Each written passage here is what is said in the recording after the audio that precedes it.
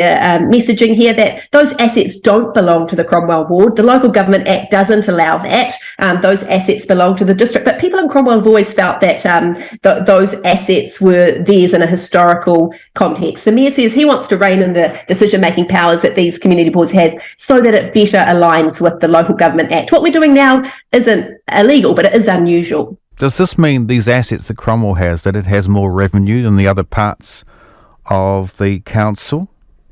I mean, the council still hasn't been able to give me a figure. In fact, they've asked me to put in a Lagoima request to actually go through the books to see, under the current practice, how much assets are we talking about. But people on the ground think we're talking hundreds of millions of dollars. It's just some pretty good chunks of land that currently are on the council books, and when they sell, that money traditionally gets spent within the ward, and property prices here have gone through the roof in the last few decades since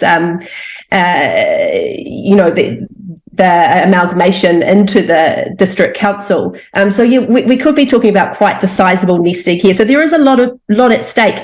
The Mayor prefaces conversations, by talking about the financial position of the council and councils all over the country. I'm sure he's flagging 25% rates increases in the year ahead. He's talking about huge infrastructure investment needed across three waters and across failing rural bridges. And these are district-wide costs. And he's saying, hey, at the moment, the way these delegations exist, we can't even have the conversation about if we need a new water treatment facility in X, can we pay for it by selling, an asset in Y and using some of that proceeds? He said the way the delegations stand, that access to wealth across the district isn't happening, and he thinks it's an important conversation to be having in the current climate. But, people in Cromwell aren't as comfortable with this discussion. Yeah, they don't. They want their assets to stay, with the proceeds from those assets to stay in Cromwell, right? Whereas the Mayor wants it all going to the one pot.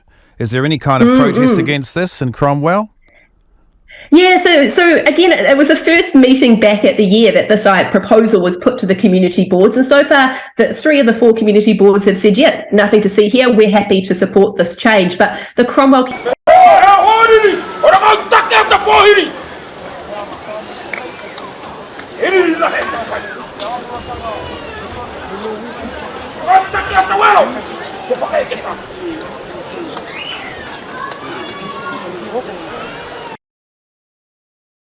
Whangai e ki te aro hao te pō. Ka maana awa hia, tō tātou iwi. Tātou ruha. Mana o te one, ke rauri o tātou wāwa.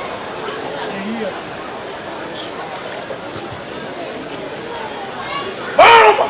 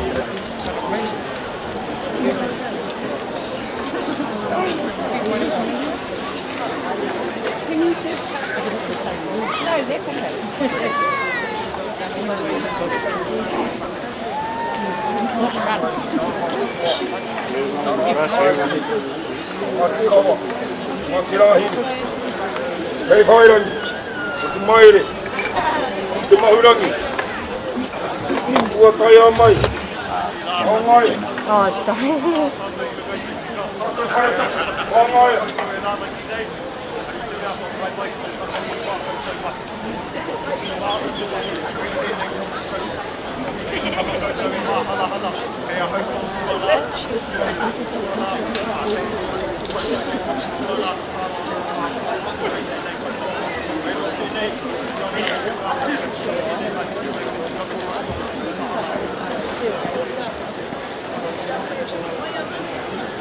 Ora mai, Waitangi!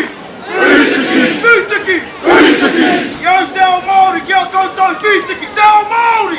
Waitangi, down Māori! Waitangi, down Māori!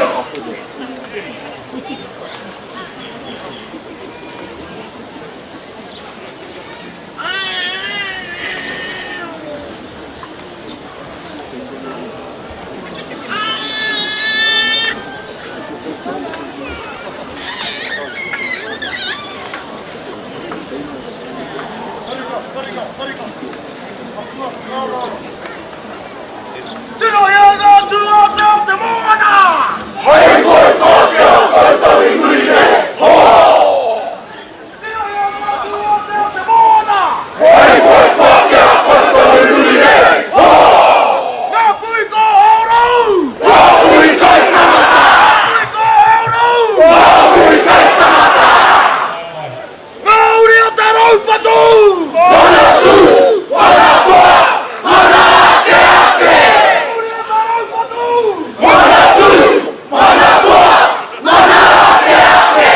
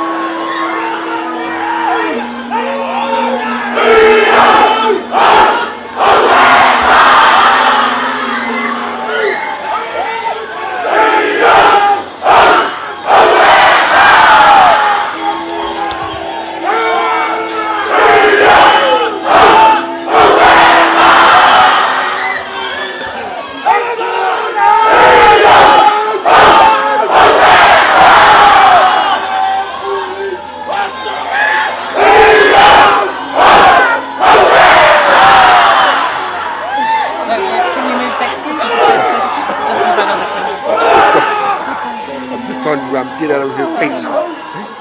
Taking your fingers pointing. Turn out.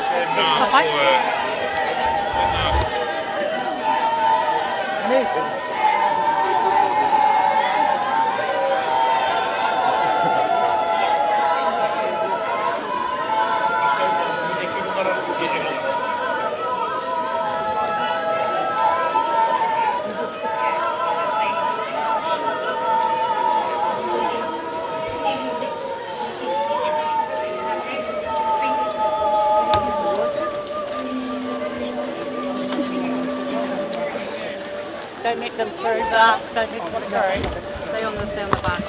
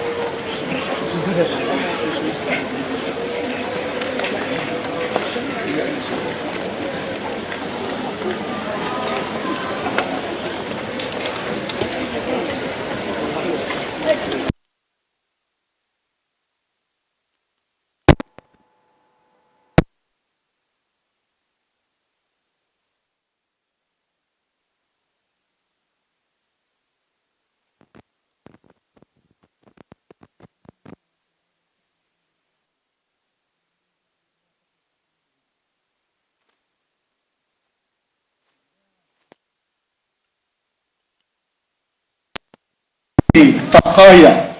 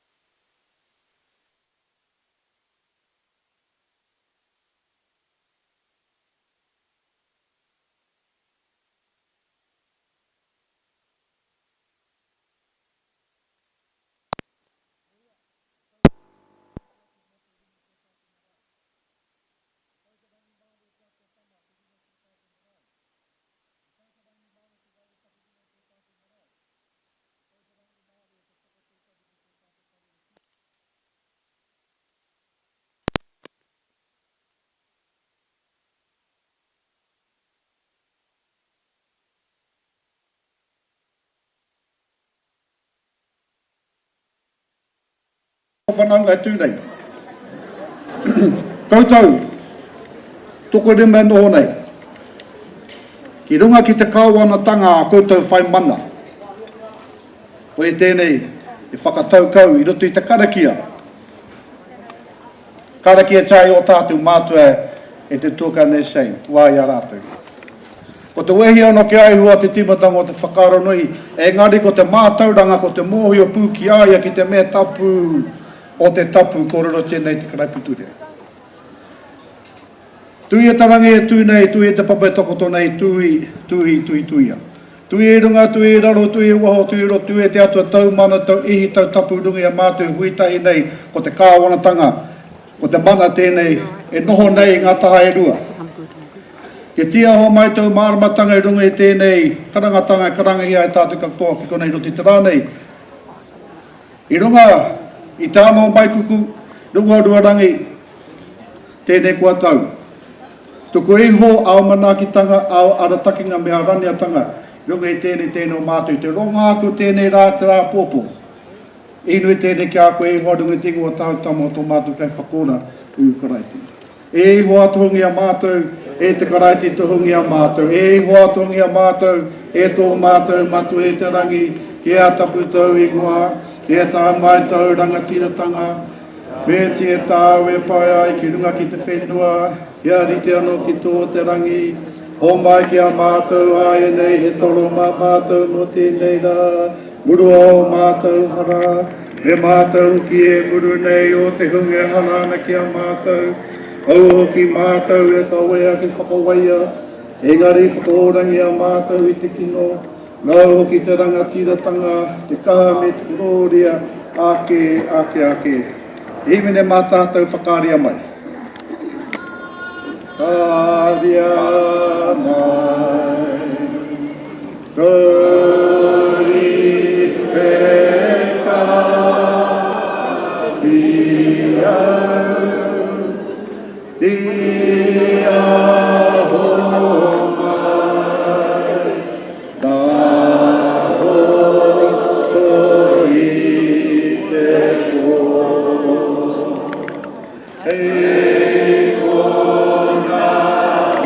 homai, da hoi te ko, hei kona te loa. She won't move past you, just need to get in between the heads, that's all.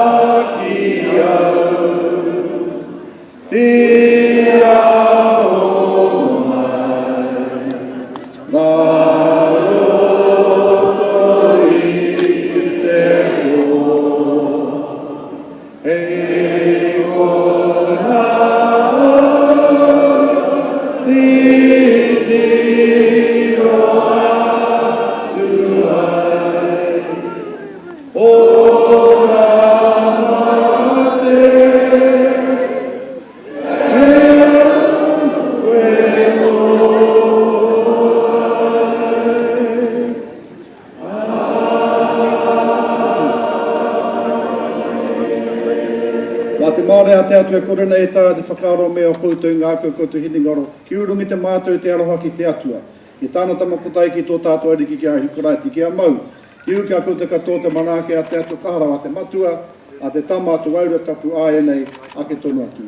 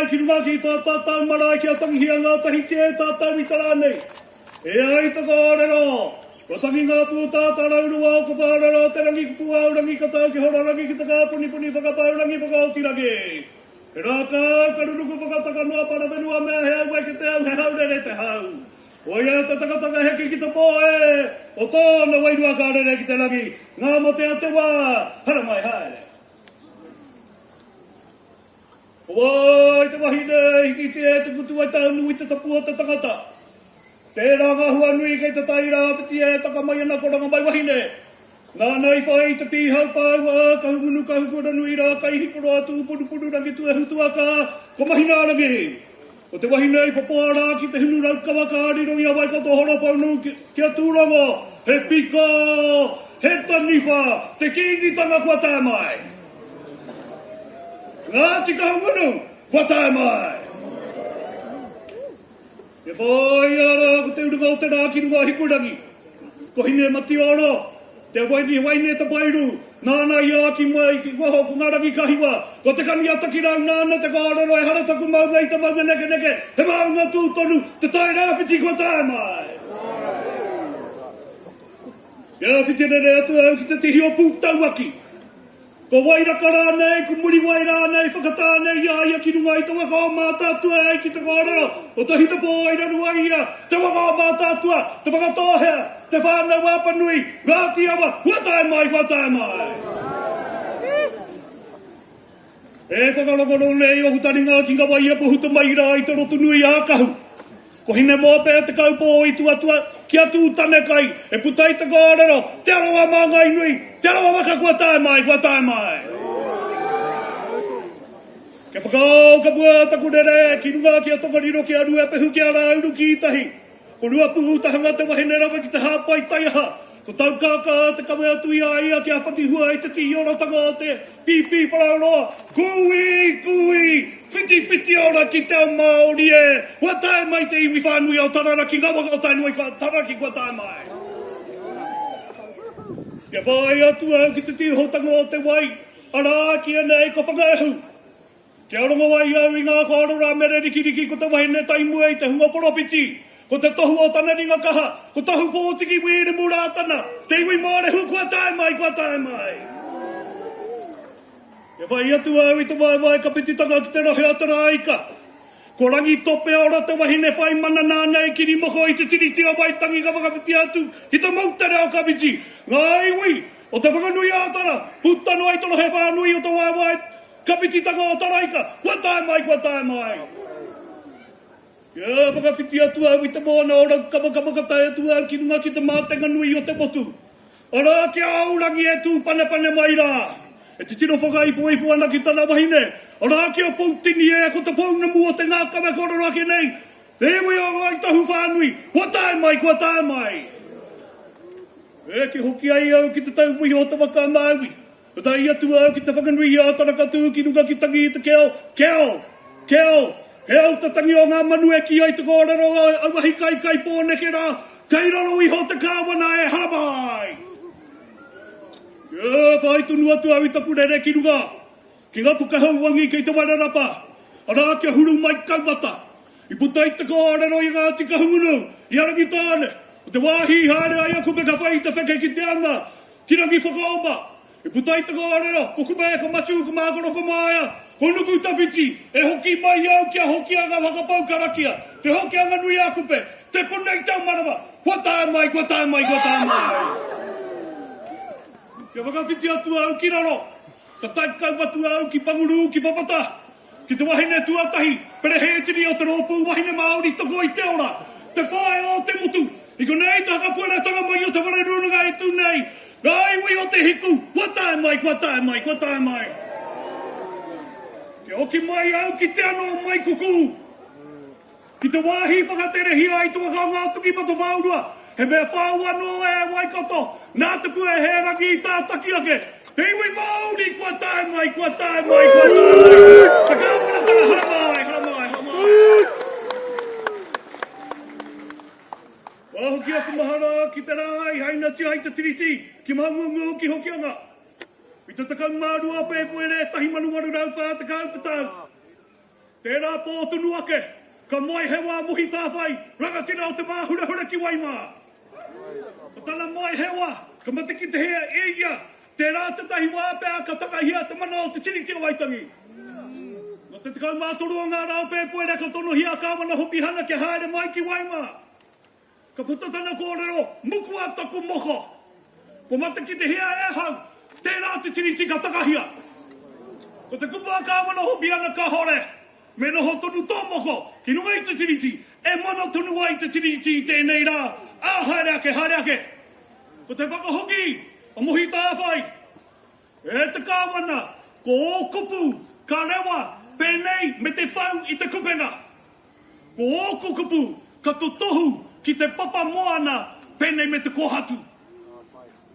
Ko te mahara o te iwi Māori, kua tika pēr te moehewa o muhi tāwhai tarane. Nō reira hara mai, i runga i ngā mahara. Hara mai, i runga i ngā hopo. Hara mai, i runga i ngā nipā, i mate ki te hiapea e muhi tāwhai, i te takau mātoru o pēpuere, i te tau tahi mano warurau whātekau. Te tau tahi mano warurau, whitu takau mai waka haua tutana tamaiti a hone muhi tāwhai, hirato ki te whare mata. Ka pakanga, kia puta, a tohu rāwa ko te whiti, me ana pononga, i te whare here ki o tākau ki te wai pōnamu. Ka hore te kōmihana i whakae. Ka puta te whakatau wāki a hone mohi tāwhai, ka wa te tei wakouri e whai mai au ki te whare mata. Te tau tahi manu iwara au whitu te kau mārua. Ka hua tuare i pahai ka waratanga ka noho mai ko matiu rata, hei minita Māori e. Ko tana he kere tani ko tō matua ko patu hohepa. Ka tuhi e na aua, o te ture, e pāna ki te tiriti o Waitangi, e ara mai ai te ropu whakamanai te tiriti o Waitangi, e tū nei tēnei rā, te ropu whakamanai te tiriti, i tai mai, kua tai mai. I tō tau tai mana o iara au whitu te kau Māoriwa, ka hiko ia te nuku o te whenua e te iwi Māori he mea arahi e te whae te mutu, he whina kupa. Ko tō mātou kau mātua ko moka ka ngaro nei, i pīkau, i te kara, i te pōu whakairo, hei tohu i te mana motu hake me te tino rangatira tanga ki nunga i te whenua.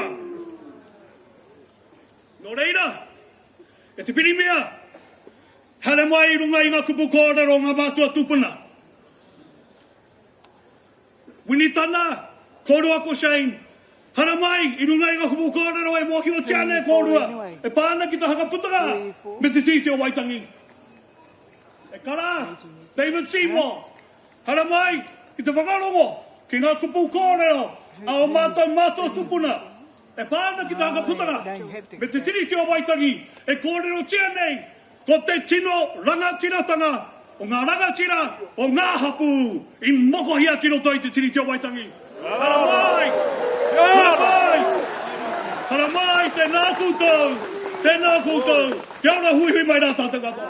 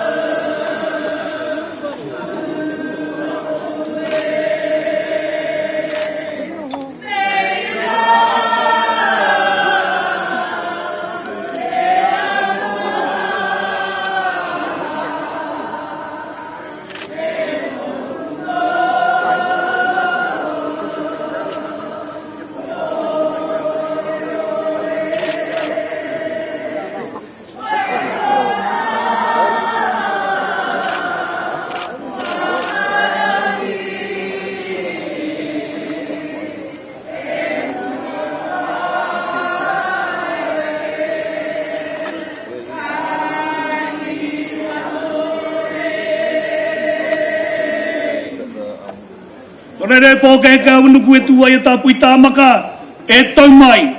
Tutu mai au parika rangaranga e karanga ke nei. Kua pūtahi te whare tapu o ngā puhi. Kua pūtahi te iwi Māori.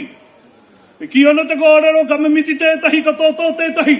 O mimiti te puna kōrero hokianga. O tōtō te puna kōrero tau mārere i ai e nei. Huri noa kia ora hui mai rā tātou katoa.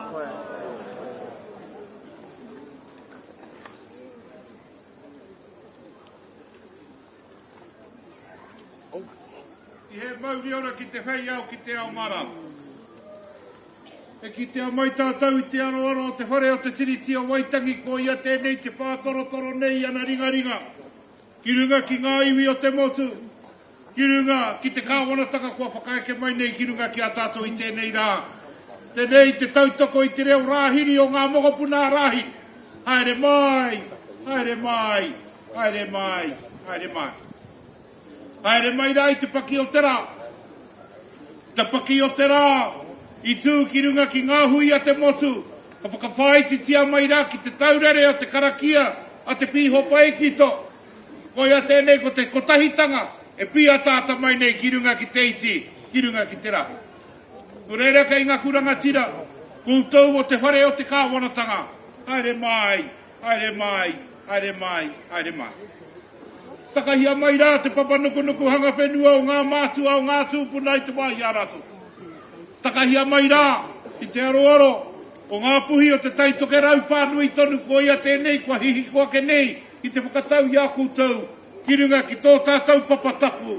E noho atu nei, tēnei te mihi, tēnei te mihi, tēnei te mihi. Nō rātau hoki rā te reo i tukuna mai ai ki ngā kokoru katoa o te motu. I tō tātou kīngi e noho ake nei, i te tumuaki o te hāhi rātana ko ia tēnei te noho nei.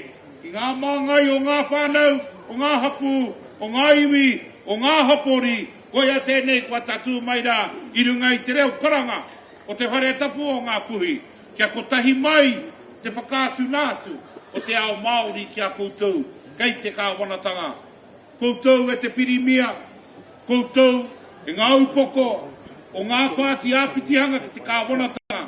Koutou mea koutou apataki, ko ia tēnei ko whakawhaiti mai nei, tēnā koutou haramai. Tēnā koutou haramai i te pai o te rangi, e rangi pai ki te kōrero, e rangi pai ki te wānanga, e rangi pai ki te wero atu ki te wero mai, e rangi pai kia tau ai te rangi mārie i wāinga nui a tatu. Warongo iho nā i te kōrero a te taumatai nanahi, patu a te kino ki te aroha, patu a te kino ki te rangi māri.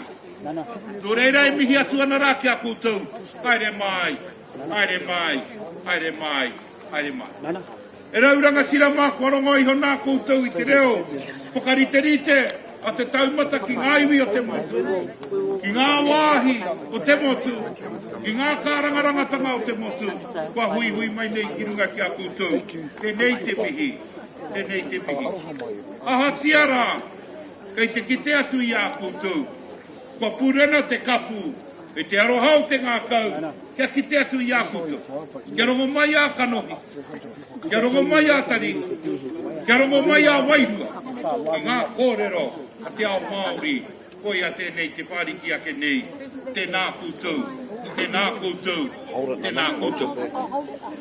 Ko whakae mai te taumata kia huri au ki te reo raupatu whenua, e te whakamārama, i ngā tu āhuatanga ki a koutou. Kia wātea mai ai koutou, i te pāriki mai a koutou kōrero anō. So I'll be brief, Prime Minister. You've heard the kōrero before.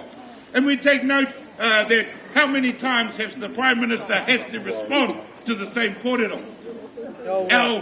Our sneaky strategy is to say it time and time and time again in every forum that we can, so it catches your conscious and your unconscious to protect he whakaputanga e te tiriti o Waitangi. Prime Minister, this is a beautiful day. It's a beautiful day to have the discussions. It's a beautiful day to have the robust debate. It's the beautiful day to have an awesome wānanga amongst each other. Because as the foundations of He Whakaputanga and Te Tiriti o Waitangi rises several issues. And not to traverse those today, but to add to the commitment for ongoing collaborative kōrero to find a solution focused to those issues and the issues facing Aotearoa, New Tireni Katoa, I roto I tēnei wāhanga I tine. But we have to put before you, Prime Minister, the kōrero that came from the Hui Amotu at Turangawawa, the kōrero that was supported at Ratana, and the kōrero that was supported at the National Iwi Chairs Forum, and then again yesterday here at Waitangi. The sacrosanctity of He Whakaputanga and Te Tiriti o Waitangi is of the utmost concern to Te Ao Māori. And we note that we've had these discussions and it's fantastic to be able to share again those notions with you, Prime Minister. Prime Minister, at Ratana and the National Iwi Chairs Forum, you talked about the education of our tamariki and our mokopuna. And we want to say to you, that is fantastic. But we shouldn't just focus on the truancy question. We should focus on the systemic change that makes education sexy in Aotearoa. That makes our tamariki want to go to school. That makes our tamariki utilise the lakes and the rivers and the moana and the maunga as their classroom in every community and context in the country.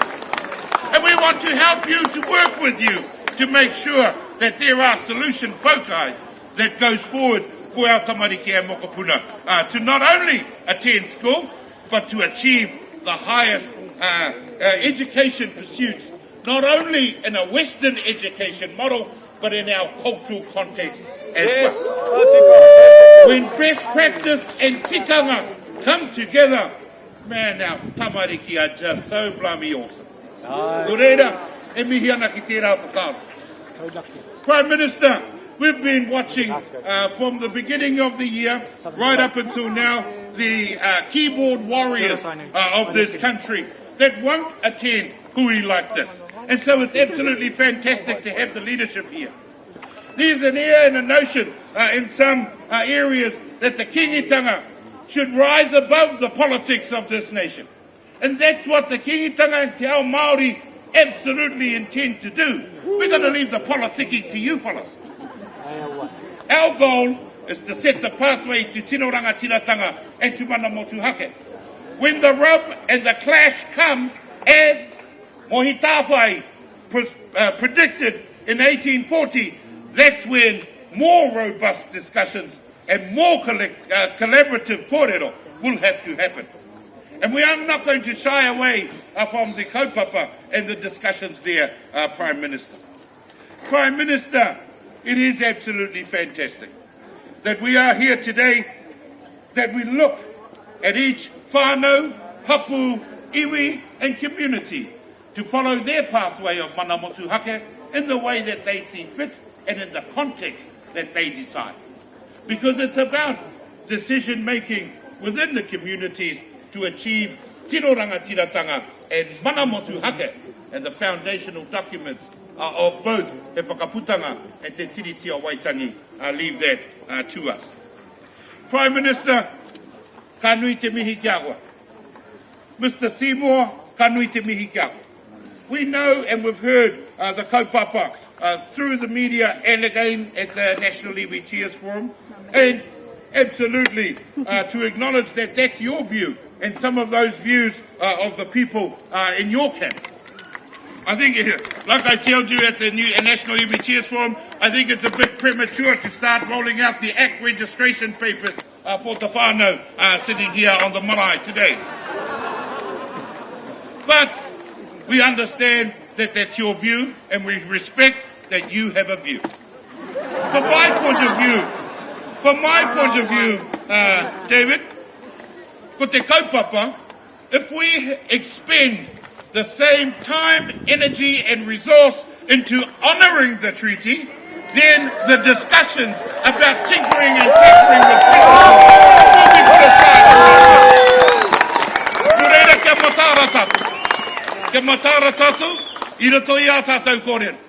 Winitana, Ko koe pēr te kau mātua o tō kāwanatanga e noho nā I tēnei rā. E mihi ana kia koe. Ko haere nā koe ki roto ahi te reiria ki te whakatutuki I ngā mahi kai mua I a koe. Ko tere hoki mai kia tatu mai koe ki te aroaro o te whare o te tiriti o Waitangi I tēnei rā. He aha koa, e te pirimia, koutou, me te kāwanatanga āpitihanga, e kore nei tātou e whakai mai I te katua o te wā. Engari ko te huarahi, kia noho tātou ki te tēpū whiriwhiri, kia noho tātou ki te tēpū wānanga, kia whakarongo mai koutou, kia mātou kōrero, mātou kia koutou kōrero, e pū a wai mai ai te tino rangatiratanga, me te manamotu hake I tohia mai rā, e te whakaputanga, e te tiriti o Waitangi. No reira kia whakatāpoto ake I ngā kōrero I kone. Tenei te mihi kia koutou kua tāi ākanohi mai ne. Ko tō ia mai e koutou ngā taringa o ngā apataki I roto I ngā tari kāwanatanga. Ko tō ia mai e koutou kia whakarongo ātaringa mai, a wairua mai ki ngā kōrero, rai ki te rai, kanohi ki te kanohi, tenei te mihi, te nā koutou. Shane, ko taku kupu whakamutu ngā kiako. Ta tūtanga ke ki runga o rātana, nāu te kōrero, hara mai ki runga o Waitangi, titiro mai, kua tāi mai. Kaure nei tō ao Māori e horoku kū ki te noho ki tōu aro ki te whiriwhiri ngā kōrero. Nāu te whakatakoto I te kaupapa ki runga o rātana, hara mai ki au ki Waitangi, te tiro ki tō ao Māori, kua tātū mai, kua tāi mai, tēnā koutou, te aura tātū katu.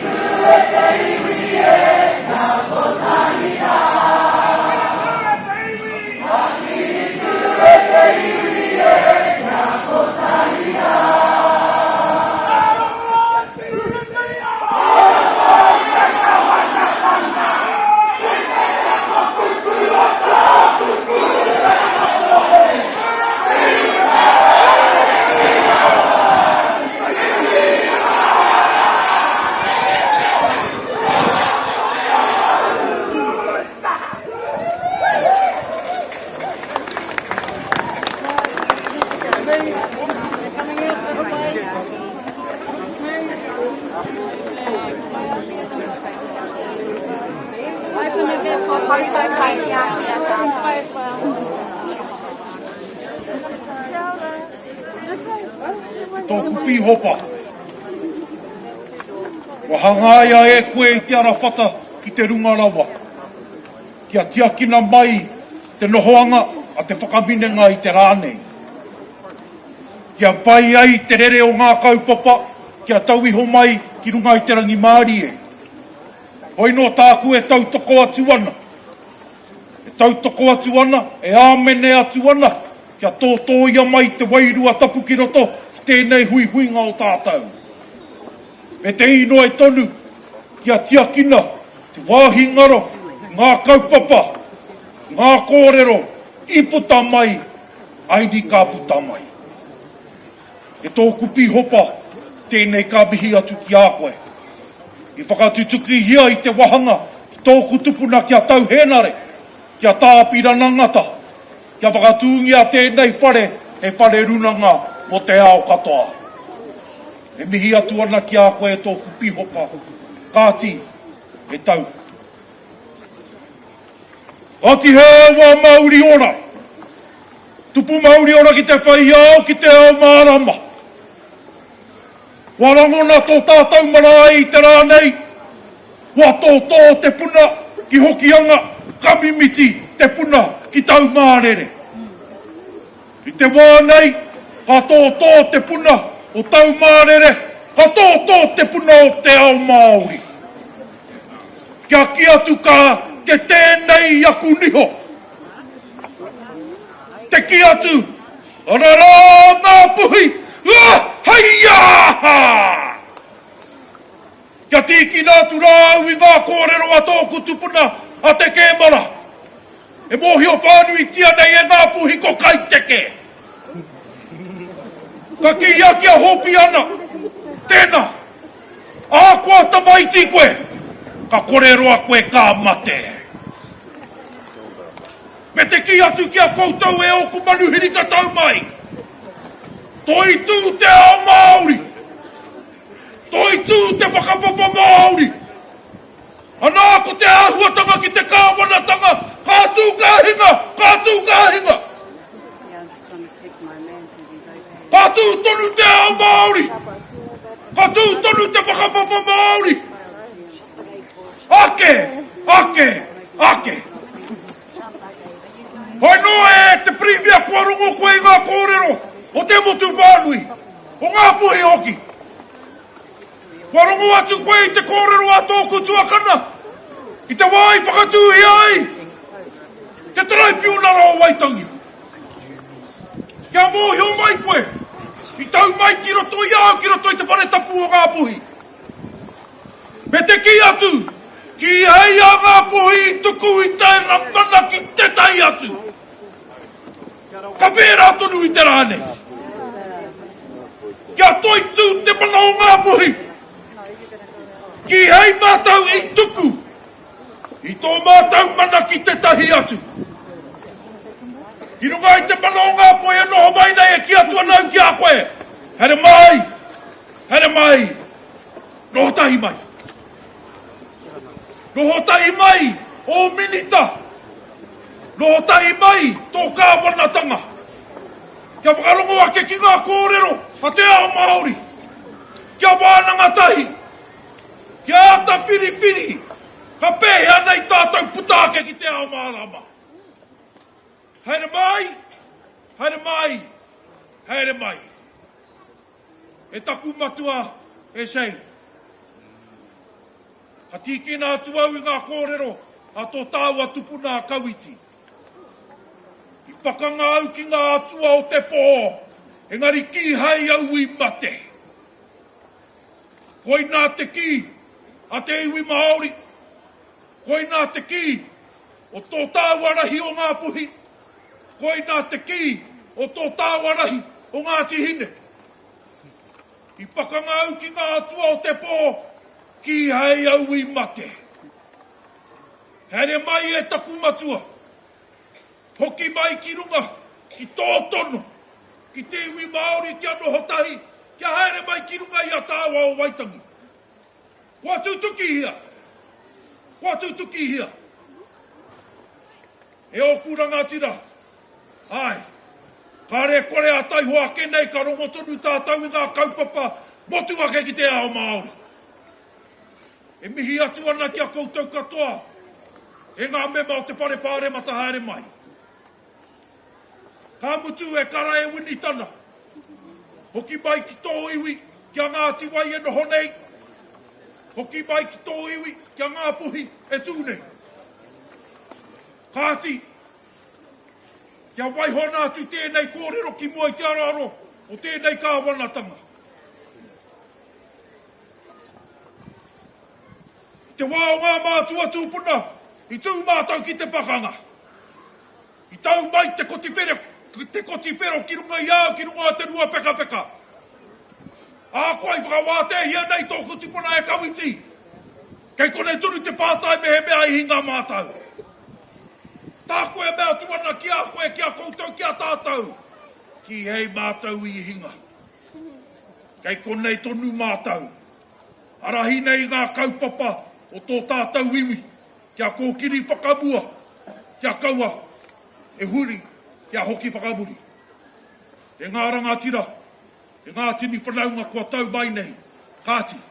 E haere tonu ana ngā kōrero ki wainga nui a tātou. Tāku e mea tuana. Nau mai. Here mai. Piki mai. Kia ora tātou katoa.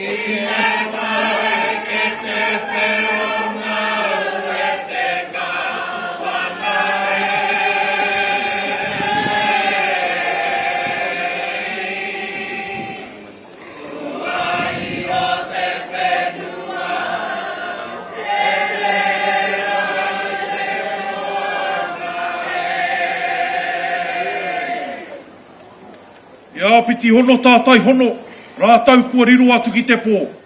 E ngā mate huhua o te wā, tau mai ki runga i te marae, kia tukuna atu koutou haere mai haere. A piti hono tātai hono, ki ngā mokopuna ki ngā tamariki ki runga i te marae. Tirohia, whakarongo, o ngā mahi ka tutuki hia mō koutou te take. O waihona atu tērā kaupapa e taku matua e Shane, ki runga i tō tātou marae. Kia poi anei wā tātou tamariki mokopuna, ki te āpōpō i wawatahi ai o tātou mātua, e o tātou tūpuna. Tēnā koutou, e te premier haere mai. E ruru anō te ruru he kai ai anō te kai ai. Tēnā ko hau ko mau i tiki o te rangi taki wai, fiti taki wai tai. He tū whai pō, he tū whai au. He tapu tā waka i whānake naka ki te papo wahi e roa ka tangi te kura i te ato wai kau. He ata amohanga he ata ki te paerangi ke hui e te kura pō.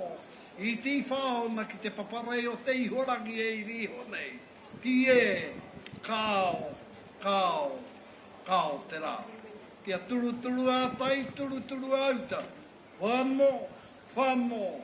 Whano mai te toki a haumi e, hui e, tai e. Ka riro mā tēnei krakia te tupuna nei anu kutawhiti. Hei wāwāhi ake nei aku mihi whakatau atu rā kia koutou. Haere mai rā koutou katoa. Kia huitahi ai tātou ki runga ki te papa e tako tonei a ruarangi. Kia tai e tātou te kōrero tētahi ki tētahi i runga i te reo manaki, i runga no i te reo aloha. Haere mai rā. E mihi atu ana ki taku pihopa. Tēnā rā. Ala whataki ai ngā inoi ki tō te rangi. Kia uhia katoa tātou ki ana manakitanga. Ka ua manakitanga inoi e koe kotaina. Tēnā rā koe. E te uri ala hiri tu heitia te whero tua whitu. Kotai mai. Kotai mai nā kia whakalanga tirai tata tau hui. Nito makau e mihi atu ana. No mai haere mo. Ki te reo, ki te tungua ki tanga. No mai haere.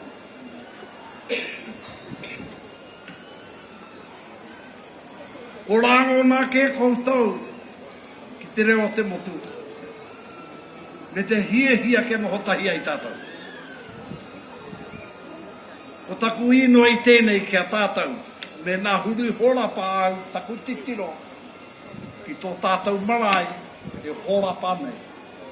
O te ino i ahau, o wai o tātou, o ngā tamariki tutua te atua.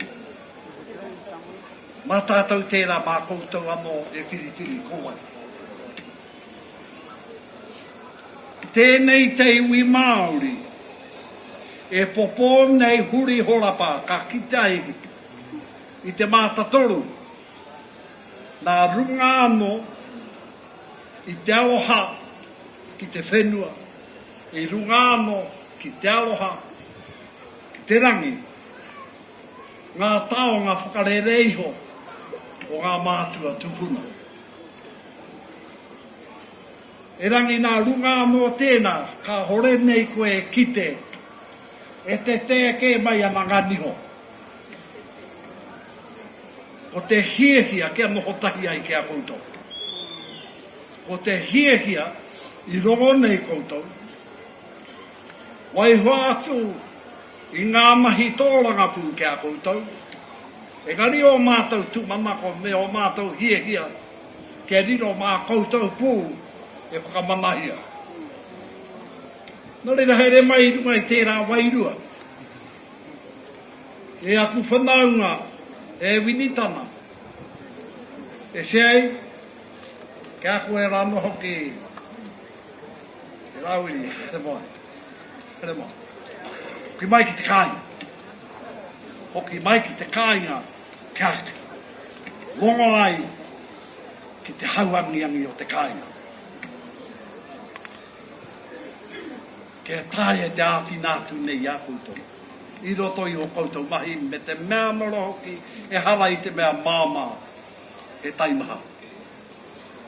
Engari, atia te taimaha e kore rā mātau e wete ki te kore. Kia pērā no koutou. Me kororo tahi mai tātou. Ka pēhea i na kore. Ka pēa he na more. E kore rā mātou hia, kia wāwāhi ake nei tātou. E kore nei e hia kia pēra. E rangi tupuna atu mātou, i runga, i ngā kawenata o korero hia, i runga no i ngā tumanako a o mātou tupuna. Mā mātou anō, o mātou tinoranga tiratanga, e alu ake. Mā koutou e āwhina mai. Onara, popo noi hotaku tū. Engari he haringa he koanga o te ngā kau. He tohu tēnei, ko whitingia tātou e tamanu i tera i tēnei rangi. O tira i no te tuwiki ko pahure ake nei, me te rā ka tū mai nei. Ko ia tēnei, ko te tahu o te aloha te atua ki runga ki a tātou katoa. Nā reira me pēnei taku kupu whakamutunga ki a tātou, ke niro mā te atua tātou katoa e manaki e tieki e atapai i ngā wā katoa. Mauri tū, mauri oho, mauri tau, mauri ora ki a tātou katoa.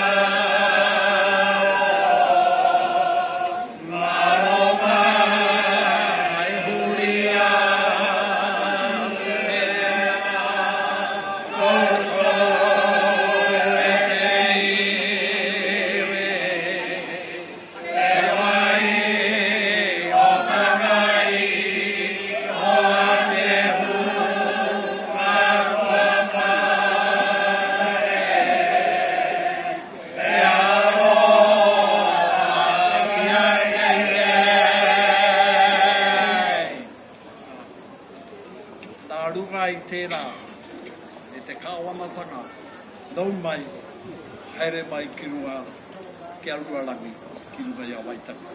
Kā titi hono, kā tātai, o te hono tātai o te hono wairua. Rātu kia rātu he kuratangi, he mai aloha kia rātu. Kā titi hono, kā tātai, o te hono tātai. O te hunga ora, ko tātou e pai nei, kuri horapa i tō tātou marae. Ia ku whanaunga tēnā koutou, tēnā rā tātou katoa, tēnei ka tuku nā tūrā te toko kōrero kia koutou.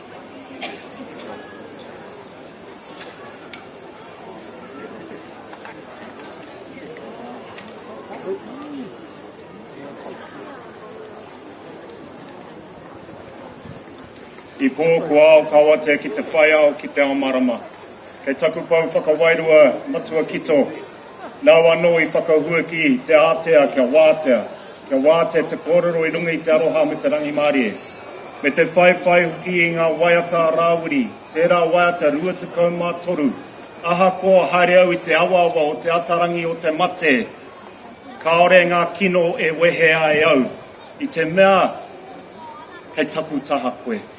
Ko tō rākau, ko tō tokotoko, hei oranga mōki, hei oranga nākau mōku. Ko ngā mate o te wā e upane kopane nei ki rungi a tātou, here nei tātou ki ngā roemata me ngā tangi, ka wai u ki aku kamo, ka hupe ki taku ihu, e rā o ngā tamariki, e rā o ngā mātua, kua tāhuri atu ki tua putu o Hutukawa. Tērā o te whānau wana kore, tērā wiki ki Otorohanga ki Kahotea. Engari, he nunui he roroa, He nunui he roroa e whakatāmi nei I tō tātou tuakiritanga, I tō tātou ao Māori. Haere pō o te atu rā. Taku puti puti tohe tērā hene kahukura Ricard. Mērā o ngā kātū a rehe o te pō, haere pō o te atu rā. O te atu rā ki Hawaii ki nui, o te atu rā ki Hawaii ki roa, o te atu rā ki Pāmamao ki te ake ake. Hoki mai ki a tātou kāpiti hono, ka tātai hono.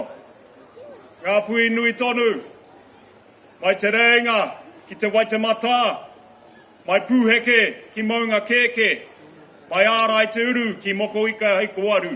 Tēnā koutou. Tēnā koutou e whakawātea, te ātea nei. I tēnei rā kia tae mai te pōtai kawana, ki te pōtai ariki, ki te pōtai rangatira.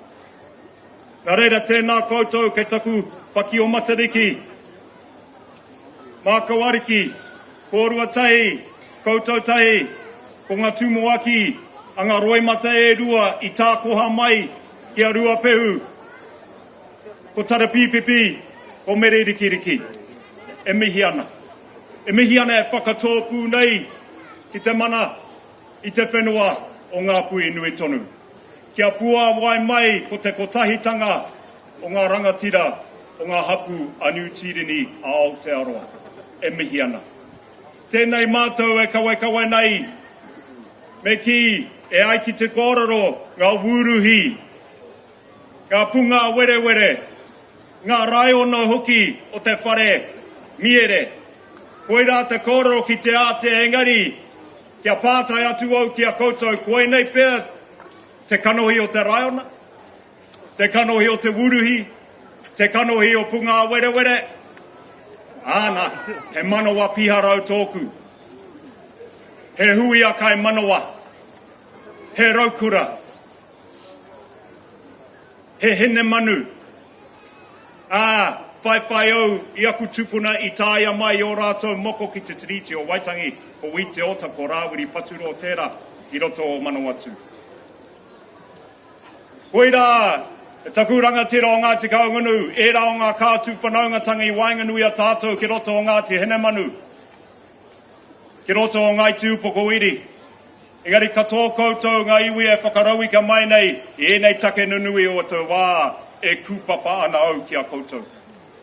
E kūpapa ana au e koropiko nei au I ako turi ki roto I a koutou, engari he tipa kero mangu taipo hoki au. Kia tū au hei hau I tēnei wā, kia tikaro mai I ngā awa o mātua tūpuna ki te awa herunga o matua te mana, ki te tiehu tia wai o whangaehu, ki te awa tupua o rangitikei, kia tae mai au ki roto I a koutou. Tēnei mātou ngā minita, ngā mema pāremata, me ngā minitatanga o te kāwanatanga. Āna, e toko pai hoki mātou kua tae mai ki roto I a koutou me te mea nei, I roto I te kāpinata o tēnei tani whāpea. Toko whitu ngā Māori ki tērā kāpinata, toko ono ngā nāpui a ko au, kua mārena ki tēti ngā pui.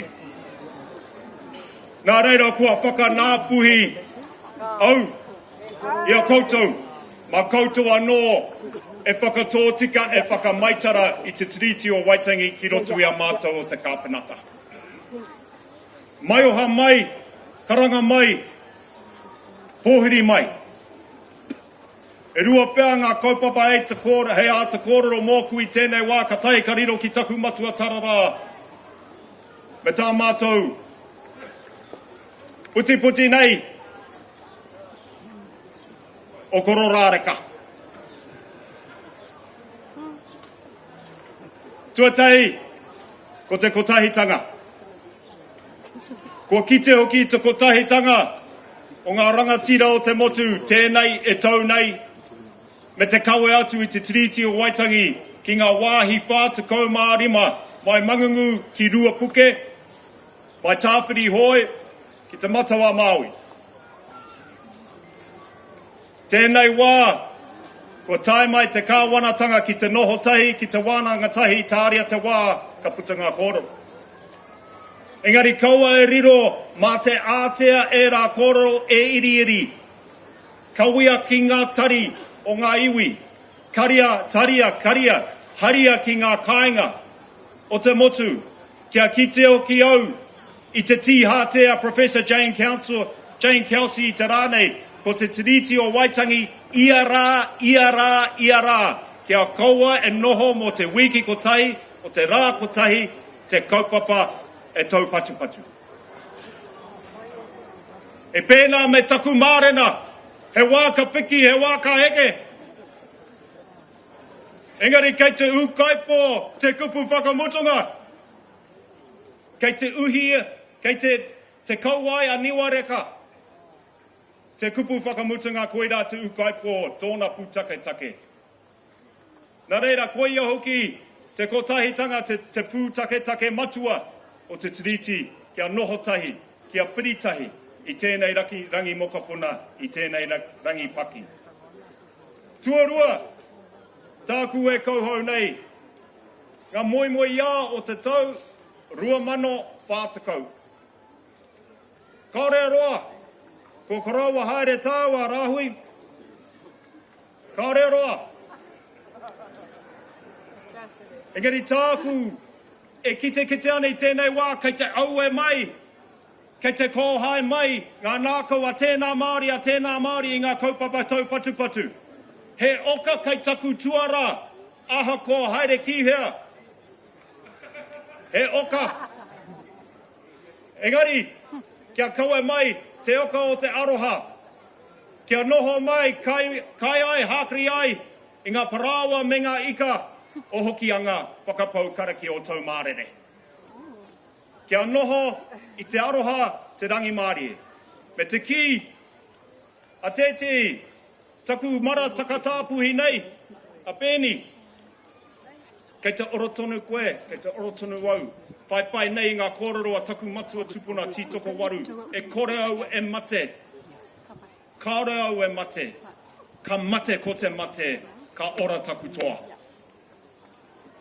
Koira hoki, kaua e riro mā ngā kōrero porotiki noe ho, tēnei take e arahi. Engari kia riro mā ngā kōrero porotiki me ngā kōrero poropiti hoki. Enei take e kawe atu. E reira ka taku mara, taka pā tāpu e a huriana, e tō tihate wai merengi e hoa, e mihi ana kia koe. Me ngā kātu wanaungatanga i Wainganui a tāua. Koutou o te pai, koutou o ngā kokonga, o tō tātou whare tupuna. A tauhena rea āpirana na mata te moe a engari mati iwi i hanga. Ka reira, kaore whakatōro ngā kōrero, kei te iunu koutou, kei te heo kōrero tātou. Kautia aku kōrero e konei, me te āta whakamihi ki koutou, runga anō i te whakaro o tōku rangatira utuku pōtaka, me tana hoa rangatira roira te oiroa, kia mau ki te oha tātou mātua tupuna, ki te tiriti o Waitangi, ki te ture tangata, ki te ture atua, i puta ai tātou ki te whaiao, tihei, maureora. Aue, tātou.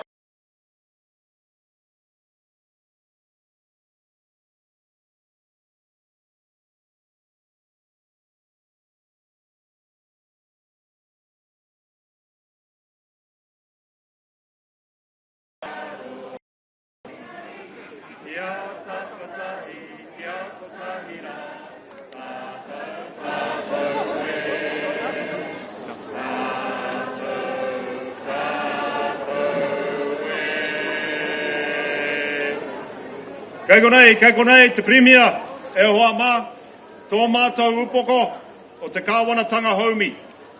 Kei āia, ka kōrero, whakatepe o te kāwanatanga ata rānei.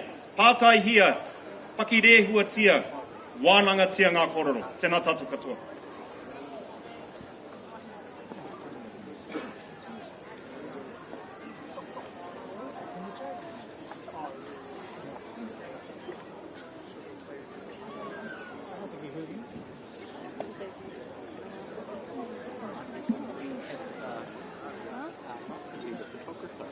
Where?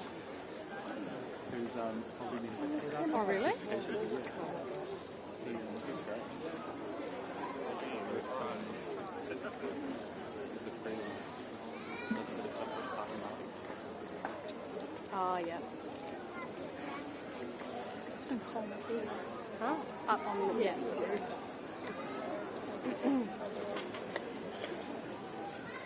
Ko whatatiri toku maunga, ko karu te awa. Ko te uru rauroi, rawa ko maungaunga nā hapu. Whiti te rā, te whenua tipuna, ko pānoho, rawa ko pāora nā tipuna. Puia tene ko ahau, ko Nicole McKee, tōku ingoa. He hona re nui tēne maku te kōrero kia tātou e tēne rā. Me mihi ka tika kia nāpui. Me mihi anō ahau ki oku tupuna. Aku hoa, aku whangaunga, aku whānau e tēne rā. Whakahirahira. I te kinge tu heitia po tātou te whero tua wheto, tēnā koe. E te makaara ariki, tēnā koe. E te pirimia, tēnā koe. E hara ahau i te kaitoranga pū anake. He whaia ahau. He wahine, he hoa, he Māori tuturu, he kote mana whakahihi anoke ahau. He Māori taone ahau, he nui tonu aku tuakana, aku tuahine e tēnei rā e noho taone. Wai mari e ahau te toru atu ki aku whānau e tēnei rā. I kaha rongo ahau e te aroha, te mātauranga, me tō rātou tautoko mai i ahau. Nutirene e nāna ana mātou te kōrero mō nā motika o te tiriti ki roto e tēnei ahau. Ao whakāhuria, kia motu hake. Ki he a mātou kōrero e hia ana te tākahe e te tiriti. Engare, ka pūake he wahe ki te katoa e noho ana i a koe, e kone. Kia kōrero i o rātou whakaro. Aha kua kaore e te whaiwahe ki etahi atu. Ko tēnei kōrero e whaiwahi ki te whai e te noho tahi me te whakaote, te whakaite, me te whakau i a tātou. Kia whaiwahi ki te whakamana i ngā tikanga o ngā ahurea katoa.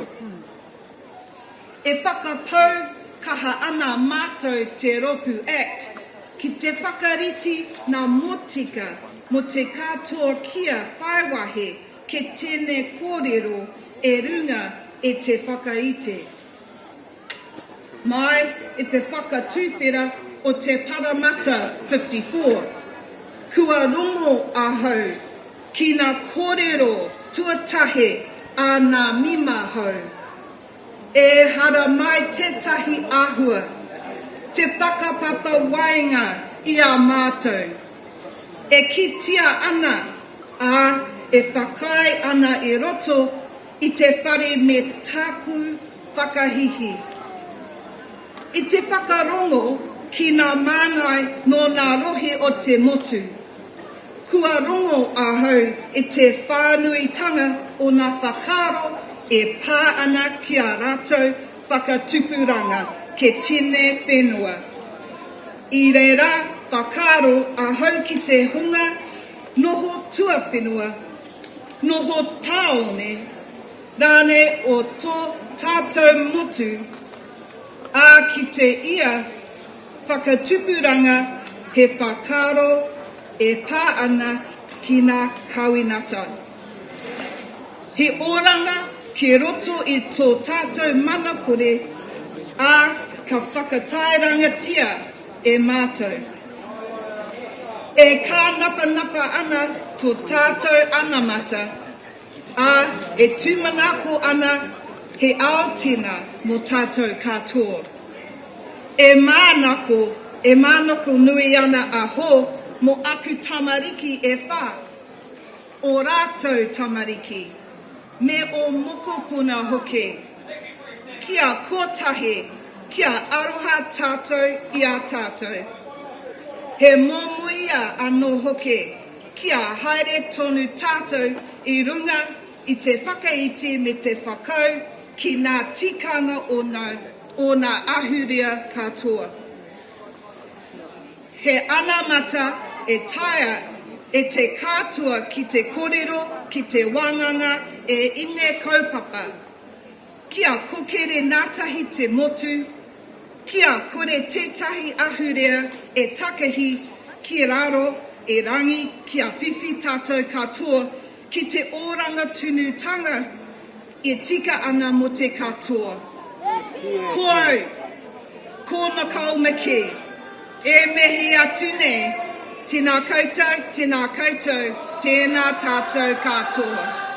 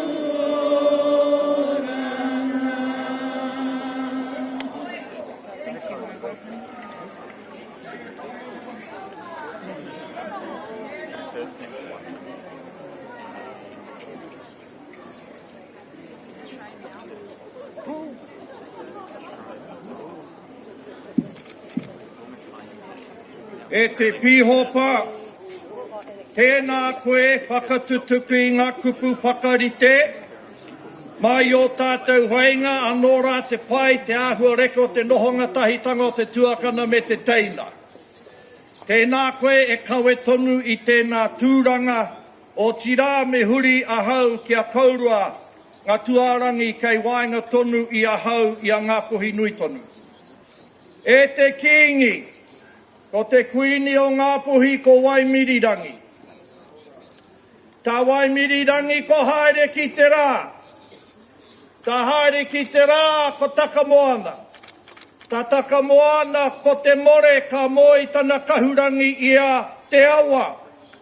Ka puta ko te maru tuna o te au Pōwhiri a Wheru. Ka puta ko te maru wehi o te au Pōwhiri a te Hikanui. Tā te Hikanui ko Pūai. Tā Pūai ka puta ko tana kōtiro. Ia hine. Ka āta whakamoia ki te rangatiro o te au Pōwhiri. Nāna te triti tāmoko me tana ki. He whetu kamo kamo. E kore tā te pupuru ko te whenua me pupuru me pupuru. Ka puta ko ngā waka. Ka moia ngā waka I tana kuia. Ia kiritokia ka puta ko paranihi. Ko tō pāpa ko koe. Tēnā koe te mātā mua o te au Pōwhiri. Tēnā koutou me te rōpū ka tai mai. I tō taha. Whā te koutou. I konei a Waikato. Ko te kai arataki. Ko tū whāngai. Ko te hui. He me karanga ki raro. Ko tana kai tautoko ko te uri. A ngāti te kawa. Apu mi taituha.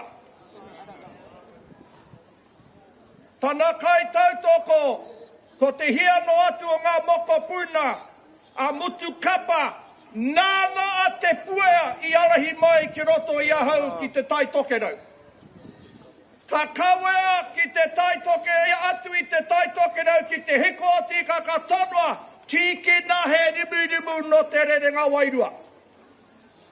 Ka haria tēnā rimu mai te tatau o te pō a Morianuku. Ka kawea mai ka nehua. Ngātahi me ngā maramara I oti I te ringa o tō tohunga a piri pautapu me tana kai tautoko a pite hepiri te uri a patuone. E tere mai rā te waka. E kara e te tumuaki me tautoko e ahau ngā mihi o kutuakana ki a koe ko te kāmora tuatahi rātano ko taku matua me te kēpano rotu I te au Pōwhiri. Ko te kaiako I te hanga e pupuhi ana te tūkara piukara.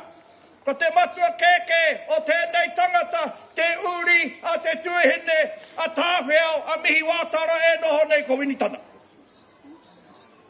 Ngāti kahungunu, te rohia te au moana, te wā I aere ai, taku tupuna a whetoi, ka whakahokia mai tō matua a mau prawa.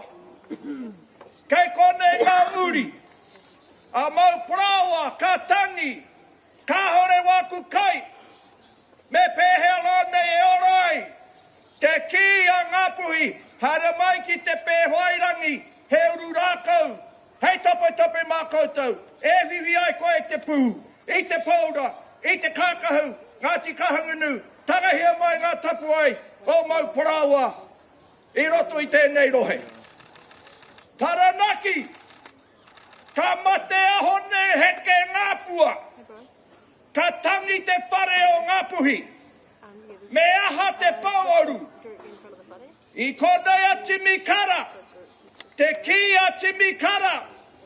E Ngāpuhi kei ahau, te hoa. Hei whakamoi atu ki te pauaru o tō tamaiti. Ko te rangi hiro, ki o ki.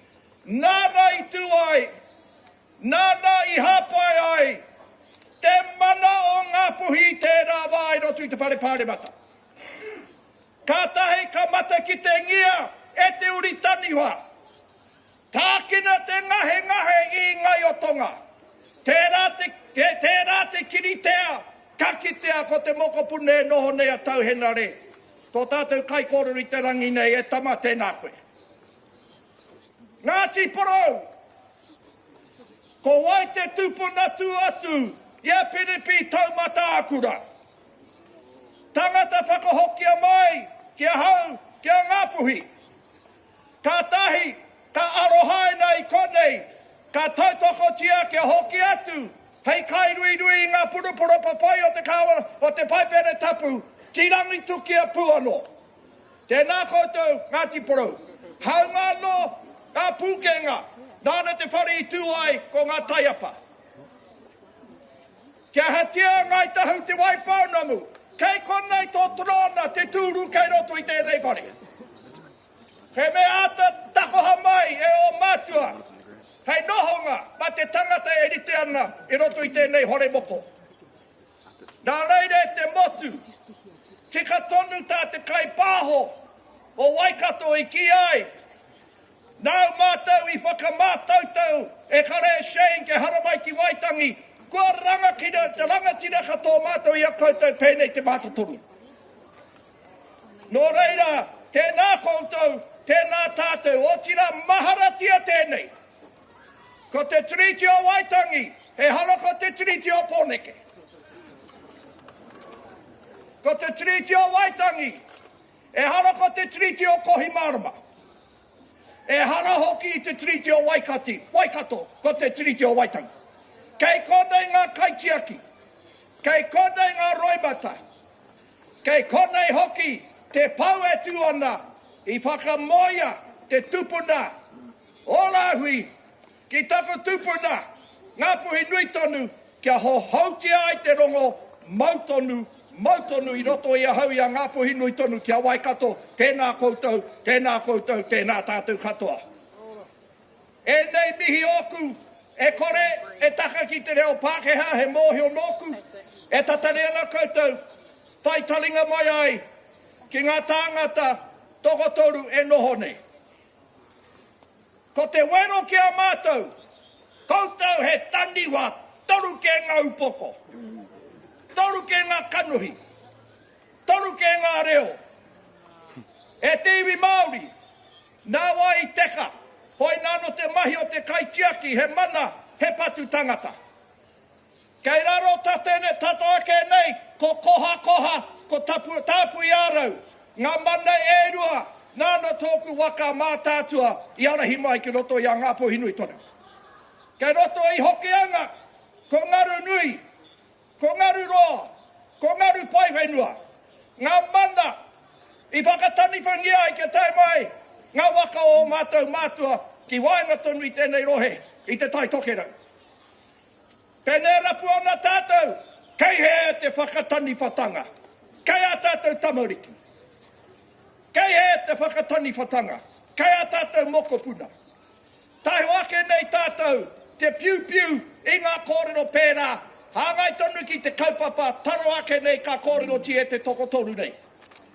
Nā reira, ngā kai mihi, e pai ana te wero, o tira ko te rongoa e were tonu ana. E pai ana kia whakamātautau ngia, pēnei ia hau whā te kautau ki muri e noha nei rungi tēnā rākau. Whakamātautau ana. He reanga ka haere mai nei. O tira, ko ngā here a te tiriti a Waitangi, pēnei me tā te kai kōrero I ki ai. Ia te kotahi rā, ia te kotahi marama, ia te kotahi tau. Rapua, ke mihia, me pēhea rā nei te oranga e māturu ai ki ia whānau. Ki te oti pēnā I a tātou, ara tātou te ai te ki, ko whakatani whiatia tātou I a tātou anō. Nā reira, hei kinaki I enei kōrero wāku e te pai. Arano atu, te haka, arano atu te karakia, nāna o tātou whainga I mauro ai, I noho pūmau ai. Ora kau rātou I noho pūmau maurotu I tōku whakapono mihi ngā re kahore. Ora kau rātou I noho Pūmau, marotu I te reta te parerahi I te tuatahi. Haere mai e te kāwana e whakahekengi ana hau e te wiwi. Ora kau I whai orangai ba te whakaputanga anake. Ora kau I whai orangai ba te triti anake engari ma te manawa Māori, ma te Māori Māori, ma te manawa, ma te mana Māori. Nā re tamama e kau te taira e kau. Te mata mai.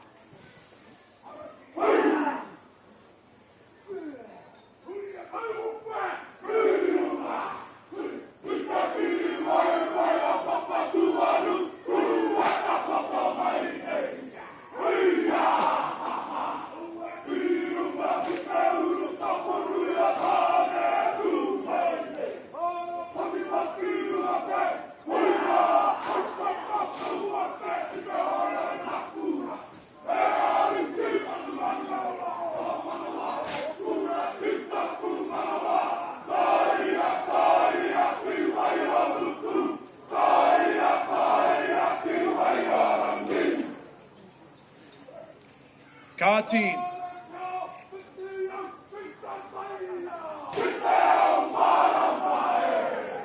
Kia kaha mai, kia kaha. Te taira. Tukua mai ki ia tata.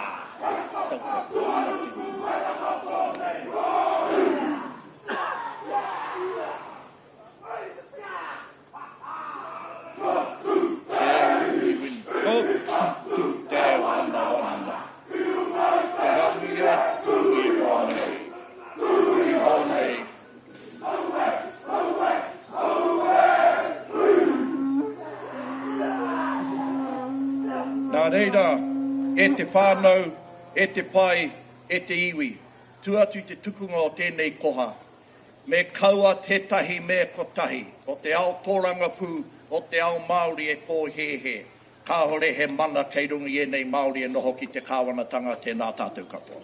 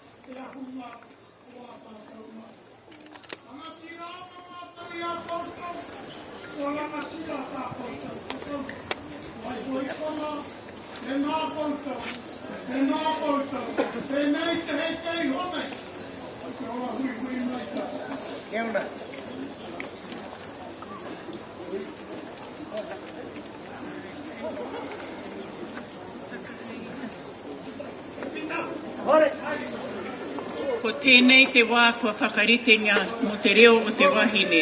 Ko tū mai koe e tihi te mea koe e tira ko te mea I whakaitea. Haere mai.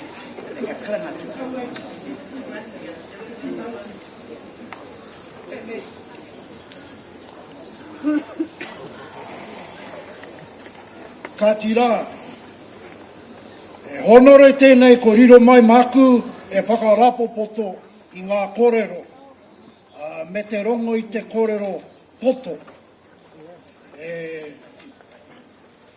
E te kāwanatanga e rongo mai ana koutou i te rangatiratanga e kōrero ana.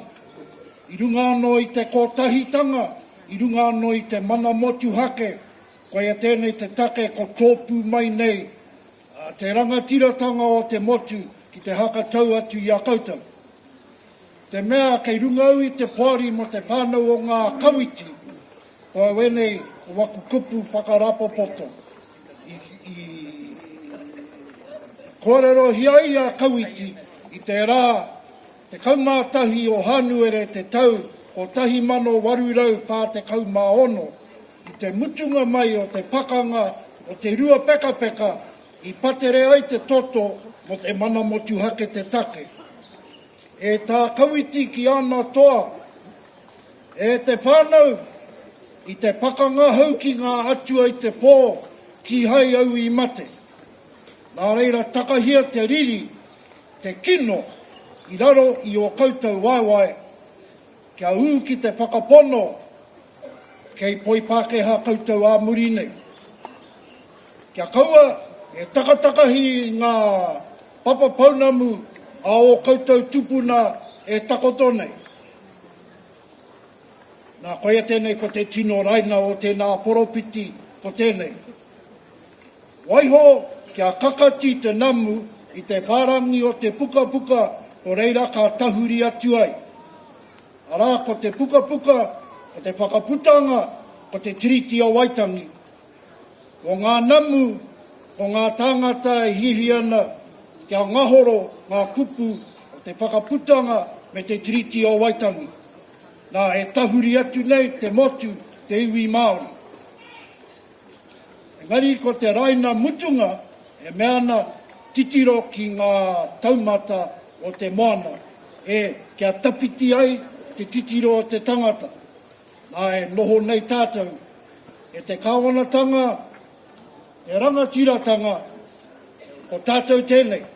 Māku e mea atu, a nui e nei kōrero o tutu ki te kaupapa, ki te whakapiti-piti kōrero. O tōna tikanga me tahuri atu ki te hariru. Engari tāria te wā ki te hariru, i tēnei wā, ka tahuri atu ki te kaupapa e mea nei o ngā whare kōrero. Ko te kai kōrero tuatahi, ko te taniwha tū nei takutaha. Engari kia mahara tātou, o Ben Dalton te takawainga. E Ben, ani maku mauetahi kōrero, i mui te kōrero tanga o te taniwhane.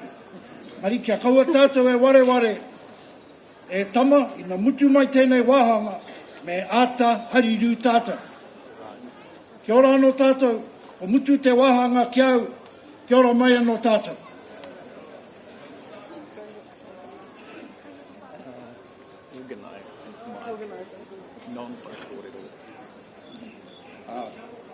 Tūwake ahau me taku tuakana o hone ki raro i te mana o Patuone. Ko Patuone te tangata i hainatia, i te tiriti me te waka putanga. Ko Patuone te tangata e manaki atu ki ngā Pākehā. Mena kore e Patuone e manaki atu ki te iwi Pākehā. Kore koutou e noho ana ki roto i tēnei motu. Anō reira he mea tika e tū aku māua ki te koro rātu ki a koutou i tēnei rā. Taku mahi o te rā nei ko ahau te kai takawainga, ko ahau te kai arahi o te kōrero nei. I tēnei wā whakawhiti atu tātou ki roto i te reo Pākehā, no te mea haka ngāwari atu ki a koutou pēhea te hohonu o te reo o tātou. Pēhea te hohonu o tō tātou whakaro me tō tātou kōrero ki a koutou i tēnei rā. Tīmata ahau. I have been here since 1979. it was Te Ringa Mangu Mihaka who started the first marches here. And Hone and I were together at that time. And Titawhai said to us there was a prophecy of Pōwhiri. In the time of my grandchildren's children, you will come looking for me. And it was us who found that prophecy. And it was only right that it was us who drew the attention to the country that the treaty needed to be remembered and needed to be honoured. These days, it's easy to say that, but in 1979, when we came here, we were not welcome on either the marae or in this place here. Now we have come to this time where the hikoi is part of the official proceedings. The forum down the bottom is part of the official proceedings. And now we have this time of the wānanga kōrero I tēnei rā. How the proceedings will go is the first speaker will be Hone, and then we will go to David Seymour, then Annette Sykes, followed by Shane Jones, Winston, and then immediately after that we will finish with Mere Mangu and handing over to the Prime Minister. At the end of that, I will sum up and not add any new material, but just try to bring together the kōrero that has happened over that time. So I hand over to Hone. Kia ora mai anō rā tātou. Koe no ko oti ke ngā mihi rangatira tāte taumata ki a koutou e ngā manuiri ko tatu mai tēnei haoro o te rā. Nō reira, tēnā koutou kia ora tātou. Tēnā koutou kia koe te kingi. Koe no ke te tumuaki, koutou i whakarangatira mai tā mātou noho i tēnei rā. Tēnā koutou. Huri rauna ki a tātou katoa te motu. Tēnā koutou ki ora tātou katoa. You know, fellas know, Ngā Tamatoa was here more than 50 years ago, fighting for the treaty and for the reo. And here we are today, and you buggers want to get rid of them. You buggers want to get rid of them. And you think it's just a case of bringing in some legislation to strip the treaty of its mana, to belittle the reo by trying to make it a second-class language in our land? It ain't going to happen. It ain't going to happen. You need to know that. There's more important things to be doing if we are to build this nation than try to muck around with the Treaty of Waitangi. Look for positivity in the development of iwi businesses. Hell, they're now generating billions of dollars for the New Zealand economy. And you want to gut the treaty in front of all of these people? Hell no. Not only will we not stand for it, Shane Jones ain't going to stand for it. Sorry, David. You're on your own on this one, mate. The thing you need to know is that when it comes time to see where this is going to go into legislation, you and your shitty ass bill are going down the toilet.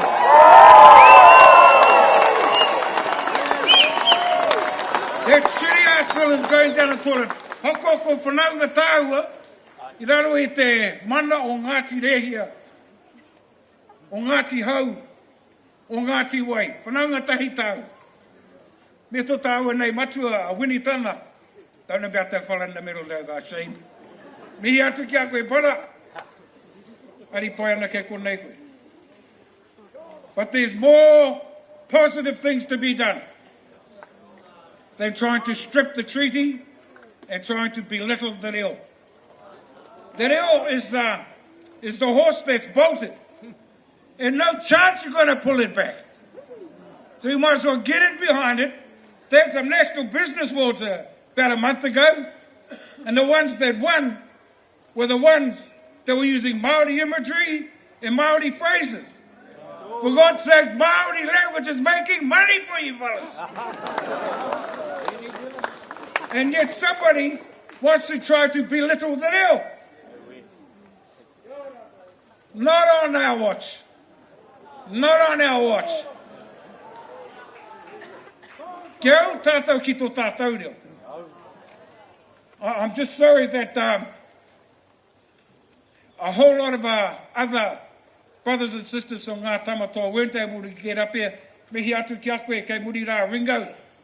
Koutou anō rā e ngā tino pau o tēnei kaupapa. Back in those days, everybody, the Pākehās didn't want ngā tamatoa to come up here. And the bloody Māoris didn't want ngā tamatoa to come up here either. In fact, my goodly relations from Ngāpuhi said, every marae in the whole of Taitokerau will be close to ngā tamatoa. At which point, Tāwai Kawiti said, if every marae in Taitokerau closes to ngā tamatoa, māku te marae e hakawate. From that day was born the connection of tamatoa to te rapunga atu I tērā ki tōna ke marae I Kawiti. And every year that we have marched, we have tried to repay that honour that he gave to us. So mihi atu kia tātou katoa, I runga I wena auhuatanga. And the attempts to open up our lands, our waterways, our moana, for the mining rapists from overseas. Mate, you've got to know that that's biting off something you just can't possibly win. You just know. You just got to know that all of those Pākehā greenies out there are just waiting for you to try this one. You've got all of our whanaunga down Taranaki. Fight the seabed mining down there. Got all of the ones up at Raukumara. Fight the seabed mining up there. Got the ones up Aipara, Taitokerau. Fighting the seabed mining up there. We will fight it. And not so much, we don't have to fight you fellas over it. But we can guarantee that those companies that think they're going to get it are not going to get their hands on our resources. You might open the door, but we'll slam it shut. We will slam it shut. I can see Shane Moe over there going, you've had enough time. I just saw something on the Facebook this morning. It was from Sir James after the Second World War, tētahi o na kōrero ki a rāta hoki ana ki te kāinga. Me hoki koutou ki o tātou iwi. Hoki ki o tātou maunga. Hoki ki o tātou marae. Engari, me mautonu ki tēnei kōrero. Tū Māori mai, tū Māori mai, tū Māori mai. Ko mātou katoa rā wena o te ao Māori, e tū kotahi ana. Raro I te karanga o tō mātou nei kingi. E waka manatia e te tūmuaki tōna hui rātana, taino ki tēnei o roto I a mātou I Ngāpuhi. Kia tū kotahi. I'd just like to finish my kōrero with I'm reminded to my brother Shane over here, back in 1984, when we brought the kawariki down for the first time from Te Rerenga Wairua. Beautiful photos of Shane looking really slim. One night, he said, we've got to write a song about this kaupapa.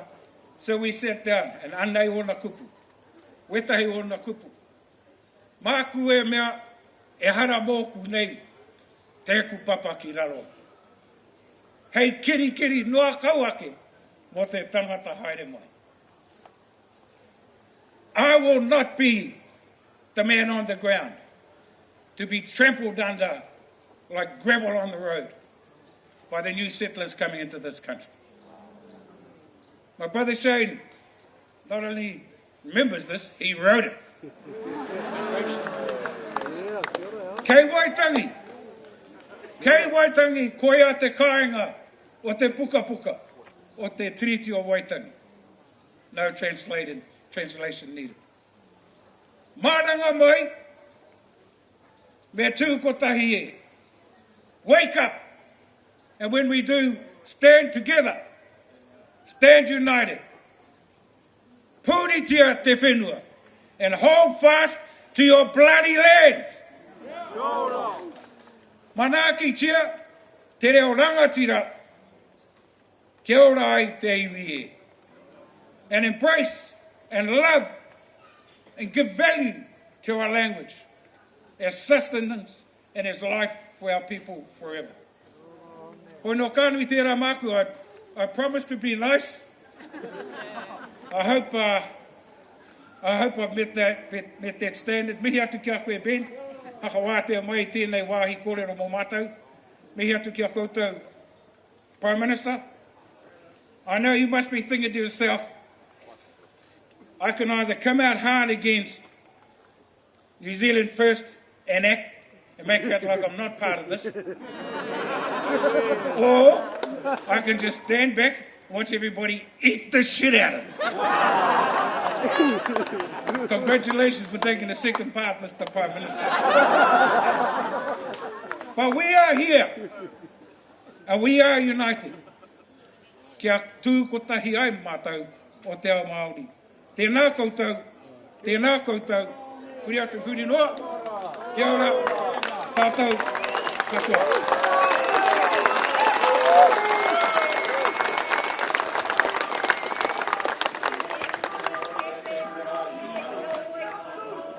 Whakawhiti mai rā te moana mia ki ngā whiria. Ka roa hiki nuku hiki rani mai ke ki. Kai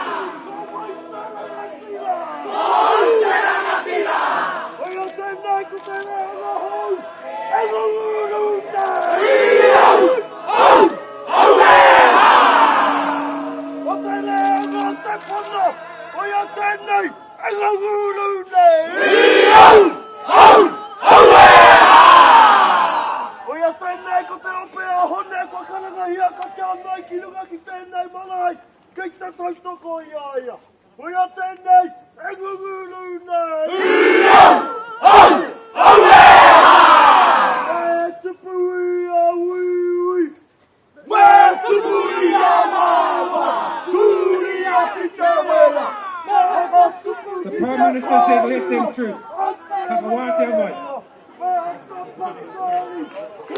Thank you, son.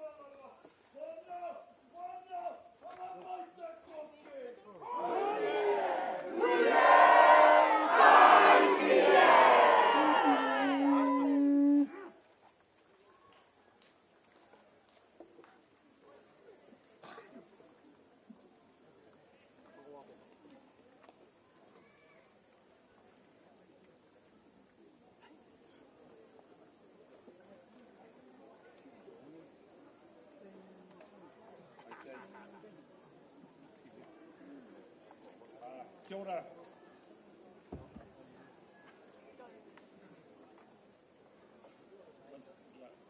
Okay, the next speaker is the Right Honourable Winston Peters. I'm going to ask people before he does get up, we do want to hear him. Everything we did at Tūranga Waiwai and at Rātana was leading to this moment. And it's not going to work if we don't hear him. So I would ask you, in the mana of Ngāpuhi, not just myself, that we do listen. Kia ora.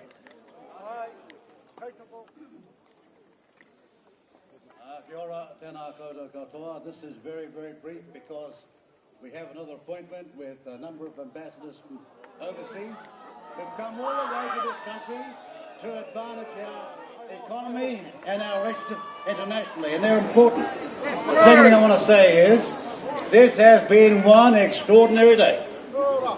I'm hearing some things I never thought would ever happen, because when those people were over in the trees all those years ago, I was over here, and they were shouting the treaties are fraud, right until Sir James NRA said, hang on, that's not the narrative you need. You see what I mean? Walk in here and tell me something else like we've got no memory. 7 decades we've been here to respect and honour the Treaty of Waitangi. And what you've heard of late is both new and true. Unfortunately, that which is true is not new, and that which is new from these other people is simply not true. Whoever said we're getting rid of the Treaty of Waitangi? Tell me. No, we didn't. You tell me whoever said we're getting rid of the Treaty of Waitangi. So stop the crap. Stop the nonsense. Stop the hysteria. Some of us were out there before you were born fighting for Maori land rights. Do you remember 1975? No, you don't. Do you remember the party that they had a land march against? It was the New Zealand Labour Party. Do you remember who started the committees to take on the protection and defeat the Crown and the Whangarei County Council? Do you remember anything from yesterday? Well, some of us do. And we ain't here to apologise. We stand for a country, as Whina Cooper said, we signed the treaty to become one people. When she was marching, where were you? When she was fighting and the legal trust was being put together, where were you?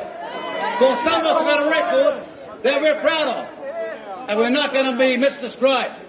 We're not going to be falsified. You asked me where we're going to be in 2040. I hope because we have focused on the fundamentals that people need. Safe, affordable housing.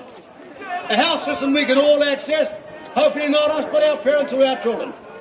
The third thing we want, the escalators of education to be open to everybody in this country and every Maori as well. But you can't have escalators of education when you've got 55% truancy in our country. Let's stop the nonsense. And the last thing we want is a salary and income that we can live on, sufficient to keep our culture and our way of life going. Those are the four things that we aspire to, and we'll go on fighting for them. And then I say to you, in 1935, a party came to power, party called Power Labour came to power, and started doing that. And on and went to the National Party, and they stole the ideas and did that as well. And made us number one in the world. It wasn't hopeless, and it ain't hopeless now. But if you think separatism and division is going to take us to 2040, you're dreaming. And I'm telling you, let me tell you, sunshine, I used to go to the marae where they had a thing called tikanga and protocol and respect, and not you shouting. See what I mean? See? Get an education. Get some manners. You have plenty of time. You have people speaking here. You see what I mean? All those people had a chance to talk, but here he is. All right, okay. Well, that's not the way it's going to be in 2040. It's not the way it's going to be in 2040. So ladies and gentlemen,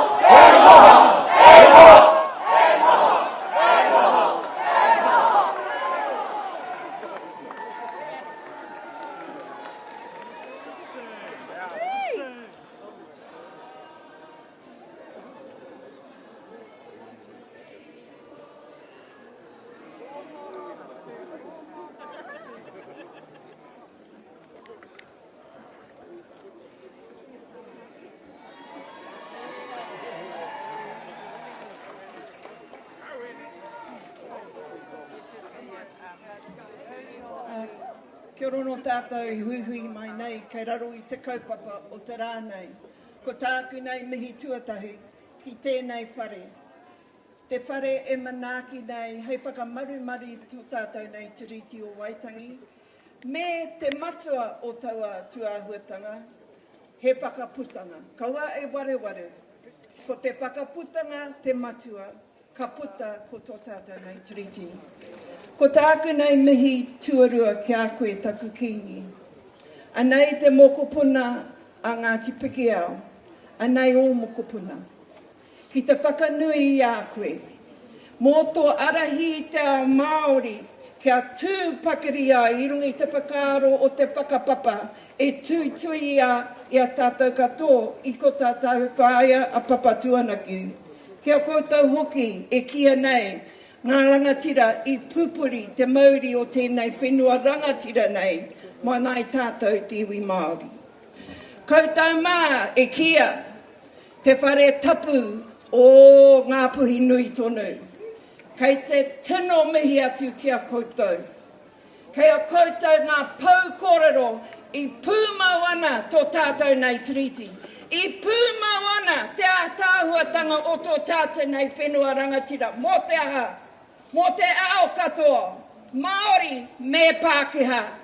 Kāwanatanga me ngā whakaminenga. Anei, ko koutou nei tiaki, e manaki nei a tātou te rā nei. Tēnā tātou katoa. Ka mohe au, ka huriti tērā reo, aroha mai. I hope I don't get sung down whānau.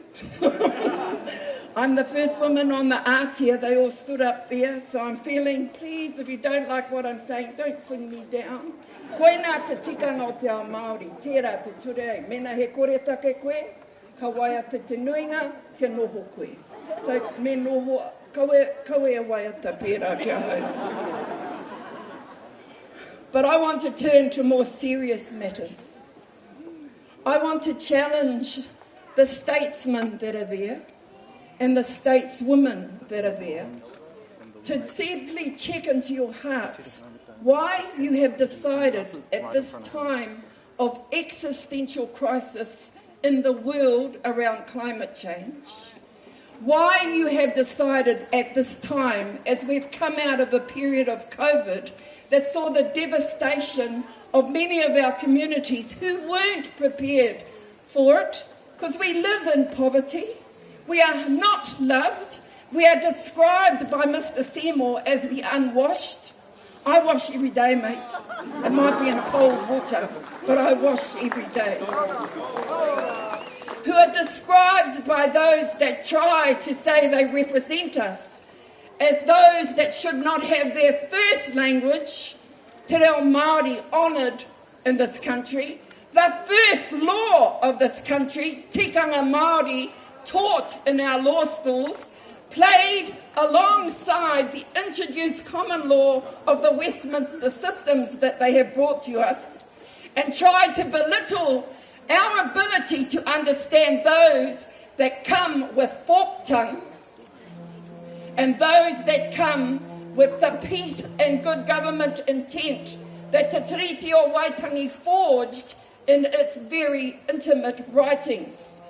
I want you to ask yourself why the first words in the treaty were actually ones about mindful kindness to Queen Victoria and her subjects. The mindful kindness of ngā hapu me ngā rangatira of this side of the equation to the fact that we had people coming, my father's people, who were poor, who were those unwashed and unloved, to try and find a new place in this society. And why you have decided that mindful kindness of Queen Victoria, that gave us different rights, not better rights, different rights, protection of our property rights that the capitalists amongst you are thinking about every day, consuming with the avarice that feeds the baubles of your coffers. If we look at how much money was donated to each of these parties in the last election. That avarice is what you should be asking. Is that consistent with the mindful kindness of Queen Victoria and her asking us to enable a system of government to be formed for the lawless Pākehā that were living amongst us? We were kind to take her offer. We provided the opportunity for that. We also used the opportunity to participate in that if we wanted to. And we forged the basis of a new nation, a new calling, which was a blueprint for the world. Look at all the colonial states that have been going around taking Indigenous people's land, language, resources, and those Indigenous peoples are now invisibilised. Or they're in Gaza, being bombed by Netanyahu and those that want to kill children of Indigenous peoples without your interference as a government.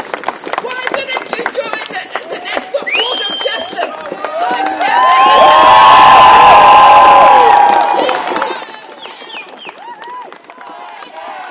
mindful kindness that Queen Victoria expected of us? I expected of you. My people expected of you. David Seymour, I want to talk to you from my Pākehā whakapapa, not my Māori one. My father was a staunch Catholic. He would never tinker with the testament of the Bible. The 10 Commandments are what he lived by. He would never tinker with the Magna Carta. He would never presume the audacity that he had the ability to do that. But you, Mr. Seymour, who doesn't speak Māori and has had to let a woman carry that responsibility today, you are putting forward a rewrite of Te Tiriti o Waitangi. You do it behind closed doors, thank goodness. Who is the hero that leaked the document to the Motu? Or the PTO? I hope you find them so that they can get a job with Naitahu or Tainui. They got plenty of money. They are heroes or sheroes to let us know that not like the treaty, we had missionaries translating the treaty in the rewrite. You most likely paid someone who just got their degree to actually be paid to have the audacity to go and develop a bill that has 3 clauses in it in Te Reo Māori that don't make sense. And you suggest that you're not rewriting or doing away with the treaty? Lies. Lies. Your lies will be exposed. You're not off the hook, Prime Minister. How do you let him do that? I actually have real respect for Winston. I think he only went in there to get in for power. Most men do that, you know, they want to be powerful. But why would someone who wants to be the leader of the nation permit the tail to wag the dog? He's 8% in the vote or whatever he got. I believe that the Māori world, we're 800,000 now, we're 20% of the vote. We demanded better care, and we should have been talked to before you allowed the tail to wag the dog. Shane obviously wasn't speaking loud enough for us. Shane, I was on the same Aotea. You were on my side back then. We won back then. We got the tribunal established back then. You were being poi-poied by the late Māori Marsden. I was being nurtured by Dame Mirasazi and Eva Rickard to become a lawyer, to fight for a constitutional forum to ensure that the treaty was determined, interpreted by experts. And the Waitangi Tribunal is an expert forum for that to occur. Why do you constantly belittle Māori skill, mātauranga Māori, men and women who have worked for 40 years tirelessly on legal aid for our people, while you pay big bucks to those people that you want to give advice to you, whose advice is lousy? And you've got to stop it, Shane. You stand up today and give a whakapapa. You missed my iwi out. Did you do that on purpose? You couldn't actually think of anything that ties Te Arawa to Ngāpui. I know one. It's called Hongi's Trap, mate. So, kei ware koe I o homework in Nanahira. But I have to say to all of you statesmen and women, we will stand on the po of Te Tinoranga Tiratanga me te kotahitanga o tēnei whenua. We will stand on the po of the manaakitanga that our people promised to Queen Victoria and her subjects. We will stand on the po of equal rights if we want them with Pākehā.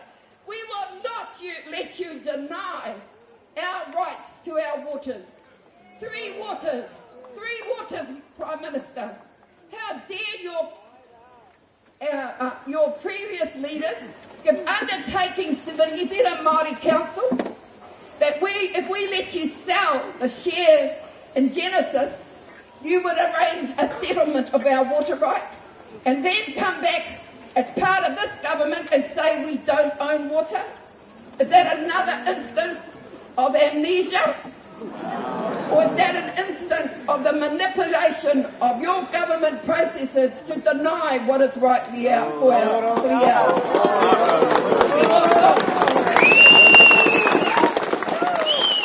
I could go on all day. We've talked about the reo. We've talked about the unkindness. But I want us to remember in my closing three things. There were three women on February 5th down in Rangatira, arguing with those that had come from foreign shores for the rights of their people. Those people were Anahamu, Takarua and Marama. I want you to remember that those women put their blood, their names to that document, not because it was just something that was trivial, not because Seymour would come 184 years and think he had the mana to change those words, but because we believe that we should share our country with people who we could forge national unity to. First message. Prime Minister, I've been here for 15 years fighting for Ngāpuhi to get a treaty settlement. I want you to give an undertaking before you leave today that you will give them a settlement. They are 1/5 of the Māori world, 200,000 people, and they are still without any wherewithal to compete with the Kikitanga, Ngaitahu, Te Arawa, because your mean-spiritedness has not invested enough time and space so that the peoples of Ngāpuhi get the settlement they deserve. I'm talking about the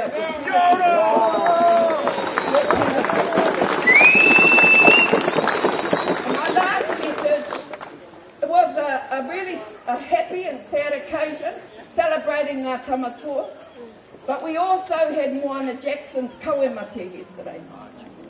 And I feel I can hear him talking to me, his whisper in my ears, the strength of its calmness, nurturing the importance of this Gettysburg address at Waitangi, because it has to be.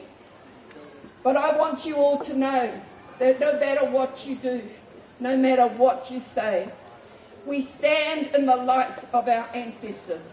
Might look like 25,000 here, it's more like 50 million. And their wairua will keep us going. We will stand together in the unity of kotahitanga. We aren't here to make, I think, pātete kōrero, trivial dispute discussions. We are here for serious engagement for the next 40 years.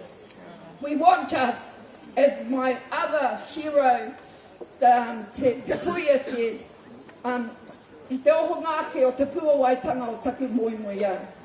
We want to awaken to the blossoming of the dreams that were forged by the peoples of Aotearoa and the newcomers to this special place in 1840. Those dreams can be forged together or apart.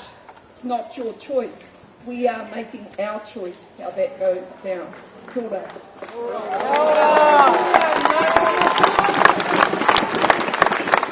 I never ever even got up to the ground. Most time I was trespassed at the bridge.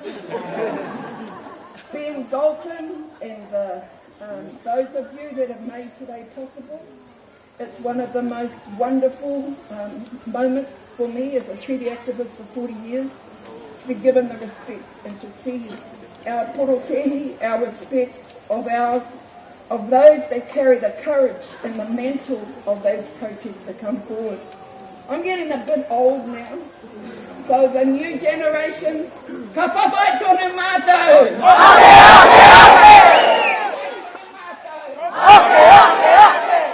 On that note, kei te tuku te rākau ki a koe, kia koutou, Mr. Seymour, kaua e wareware, kia tūpato I o kōrero. Kia ora.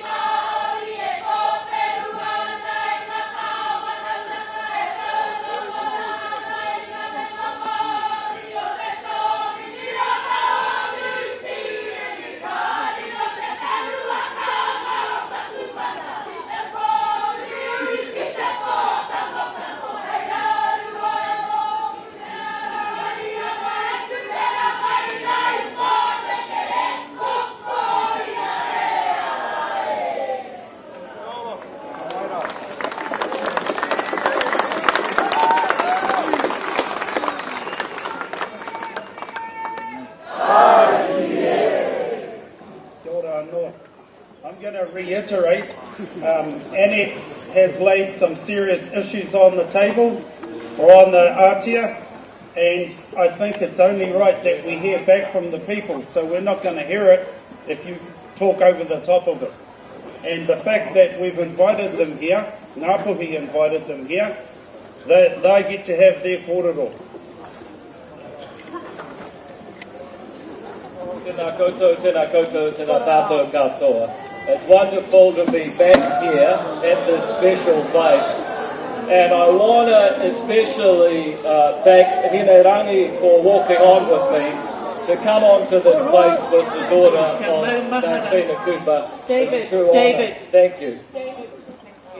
Kia maumahara I kina kōrero a te rangatira nui au. He manuhiri wēnei nā mātou, tiakina, kia ora. Kia ora. Well, thank you very much, and I want to thank Mana Whenua for the hospitality. I want to acknowledge some of the people and some of the things that have been said before talking about what I believe is this government's vision for 2040. I heard that it's somehow a deficiency for me to rely on a woman to do a job. Sorry, what century was that set in? And I heard that this government wants to somehow demote or belittle te reo Māori. Well, I watched a woman practice and work day after day, carefully and proudly working on her kōrero so that she could come to this special place and give a speech. Anyone who wants to honour te reo Māori should have given her the respect that she was promised before she came here. That's how you honour te reo Māori and true tikanga. And while we're at it, when I talk about 2040, we need to start talking about ideas and stop attacking people. It's got to be a debate based on respect. Now, I heard Annie Excite say that I said that Māori are unwashed. I've never said that. I've parodied a journalist who said it would be somehow unfair for the majority of New Zealanders to have a say about their future. But I've never said what she accused me of. So let's have respect and let's have facts. Today I've heard people say that we are spiders on this side, that we are sandflies. Well, I'm sorry to say, folks, not even Donald Trump is calling his opponents insects yet. You know what? If you want to attack the ideas, that's great. But I can say to Pena Henare, Māori should know better than anyone. You cannot kill ideas with a gun. And I say to Te Pāti Māori, if you want to have a battle of ideas, then it helps to come armed for that battle. You know, I believe that 2040 will be a time, despite the way it may seem to some people now, when we have tiroranga tiratanga for all, mana for all. That is what I stand for. And let me tell you a little bit about my tiroranga tiratanga and my decolonisation. I can understand many people here are sceptical of the state. Well, I agree with you. It taxes a whole lot of money. It gives education that does not do anything for too many people. It leaves people with no tiroranga tiratanga and no mana, because there's no mana trying to navigate the 21st century with no education. It makes rules that make it too hard to build a whare on your own whenua. And our people of every background, and let me acknowledge them, the people who have been here for 1,000 years, we've heard a lot about that today, but at Auckland Airport this morning, aeroplanes will have landed and New Zealanders will be starting their journey as part of Aotearoa, and we should acknowledge both of them and everyone in between. Tiroranga tiratanga for all. But we cannot have true mana, we cannot self-determine if it's too hard to build a home, because the government has basically made it impossible. Those are the true cobwebs. Those are the true spiders, the ideas that hold us back from providing for ourselves. And if there's anybody who is up for a fight with the states and excessive regulation, bad social services, not enough choice, things that don't work for the taxes you pay, well, guess what? You're looking at it. And I believe that kind of tiroranga tiratanga is somewhere where we have walked the talk. And I give you the example of Kurahotoa. I remember I was in the room when Hannah O'Regan suggested we call partnership schools Kurahotoa, because it was two waka sailing side by side in partnership to be stronger together. That's what I believe. When I had almost no political capital, some would say that's now, you know what? I put it all into providing schools that could be run by communities. That was partnership. But here's the rub, and here's where I get to with people who say that we're trying to somehow strip or deny the treaty. You see, it wasn't just partnership with Māori, it was partnership with many Māori. I saw Raiwan Tipene this morning, fabulous school in Whangarei. Said, get us back to being a charter school tomorrow, please. I said, we'll do it as fast as we can. You know what? It was also partnership with Sir Michael Jones and the Pacifica community. It was also partnership with community groups that had no ethnic background whatsoever. And we should do it in health. You know what? We should do it in health social service. We should have partnership.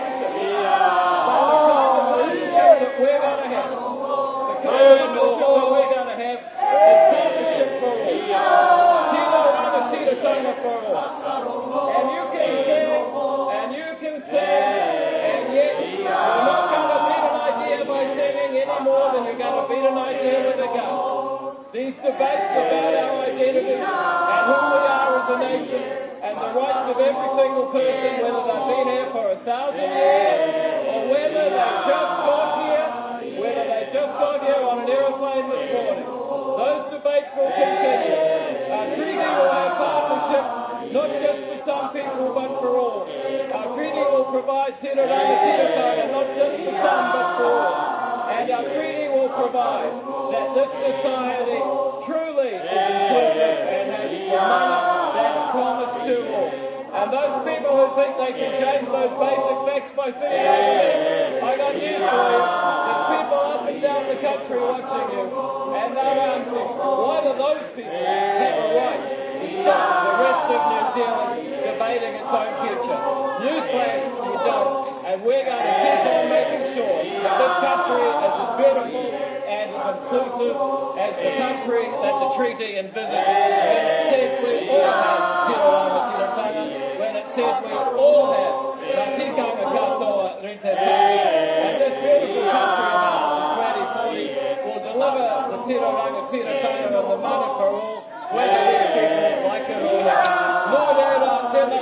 tēnā tātou katoa. Thank you very much for having me.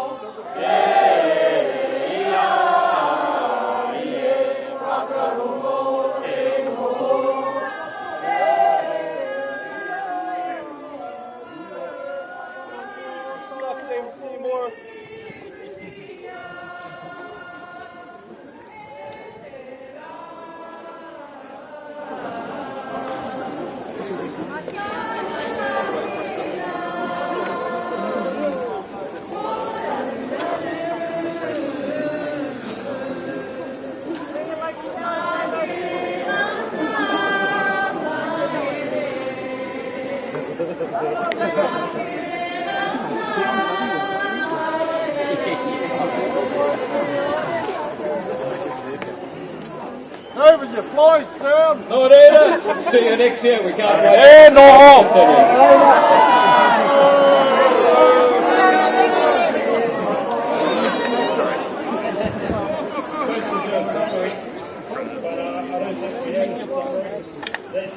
given the way in which things have progressed, I don't think we can ask the Prime Minister to speak. So, back to you.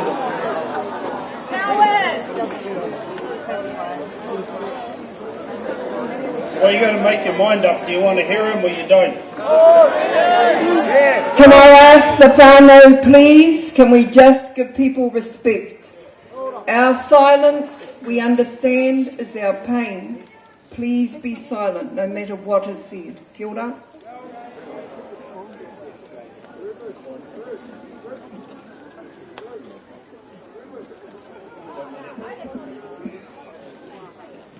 Kia ora tātou. You know, this morning we had a powerful demonstration of mana. Come on. And as Penny said, the kohu was lifted.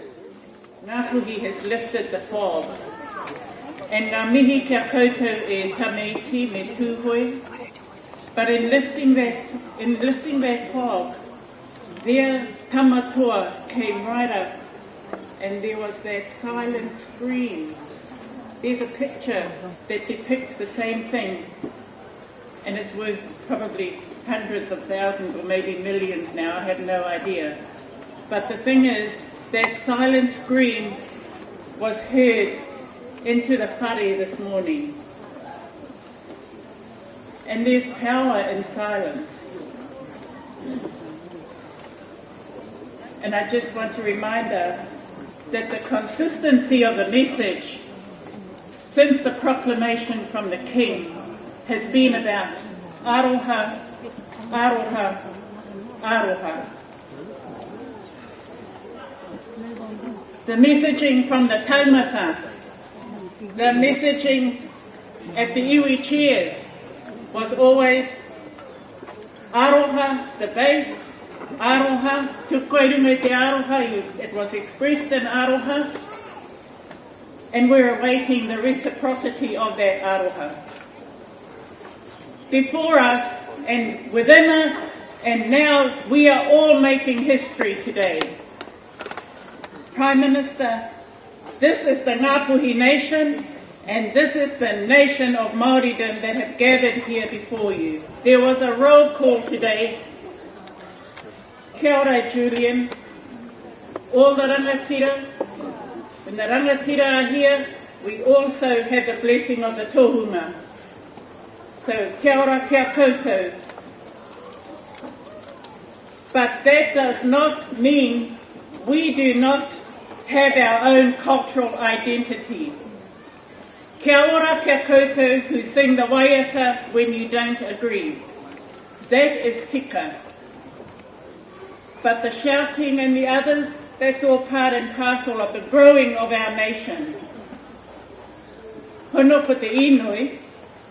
For us of Ngāpuhi, we have our manuhiri to manaki. So it's fabulous, but just keep it succinct in the waiata, in the cultural norms, taiana. Blessings to everybody, and aroha nui ki te katoa. Now, my kōrero was actually and it has taken our thunder. However, Prime Minister, I do not want an undertaking that you are going to settle Ngāpuhi. Ngāpuhi can never be settled. Never. Not even amongst ourselves, but however. We have a united front. We can never settle because we are kaitiaki of Te Whakaputanga and Te Tiriti. What we can have are other solutions. And I'm applauding Winston about, the usage of the reo, because rather than using our own language to portray what we want to use, I'm referring to the French and the cultural ambassadors were here yesterday. Rapprochement, I think, will ring a bell. It was a time when there was harmonious relationships between us. It was harmonious because here we are today practicing, celebrating what was signed in 1835 and 1840. The days that those two documents were signed, there were harmonious relationships. Immediately after, of course, is a different story, but there was harmony, and that's the basis that I think that we can draw on to start the conversation with Ngāpuhi. Now, at the iwi chairs, I heard you invite us. Invite us to come and talk with you and have this relationship. In front of the motu, I want to accept on behalf of Ngāpuhi, yes, we want to have that relationship with you and talk. No one will die from talking. Well, not that I know of anyway. However, it's a declaration in front of everyone because, like your judiciary, they pulled out a report card yesterday that they come to Waitangi with. You and I are going to have a report card, our first report next year, 2025. We will report on what progress we're going to make in this relationship. In this relationship will also include kia ora e tepa, an invitation to you, David Seymour, and my new relation, Nicole. No te whānau kanoho as I am, and as a lot of us here who are present are. She is my whanaunga, and I claim her as my own, with aroha nui. And in the spirit of that, I'm also asking Mr. Prime Minister that they also be included in the kōrero, because that needs to happen. We don't want them to be exposed out there without talking to us first. And then we can api and navigate all that's happening today in a much more peaceful and loving way, which is what I heard from the Kingitanga. And so I want that unity of spirit through aroha to continue today. I'm going to cut it short because it's been a long day and say kia ora to everybody. The messaging is no different from ia hui, ia hui, ia hui in our preparation to come together as the Māori nation. We are here under love, under aroha, because only through that do we get unity. Only through aroha. So, I rungai tēnei te kini e mihi atana kia koe te mea. Nau I tīmata tēnei puku tangake o te aroha nui ki roto I a tātou, ki wainga nui a tātou, tētahi ki tētahi. And in saying that, I might say that in 1814, when Christianity came into Ngāpuhi, we embraced it. We embraced the spirit of Christianity. There were no principles. It's understood. There are things that are understood with love. And koia tēnei ko tāku kōrero mutunga. That is my takeaway. Continue in love and koutou. Now, I don't like calling you protesters. You are not a protester in my eye. You are an expression of what we feel and what we have in our hearts at times. We are never perfect. But we must have regard for all our emotions and how we express them. And kia ora kia koutou, you have done magnificently today, and I am so proud of you all. Kia ora kia koutou. Aroha nui, kia ora tātou tatua.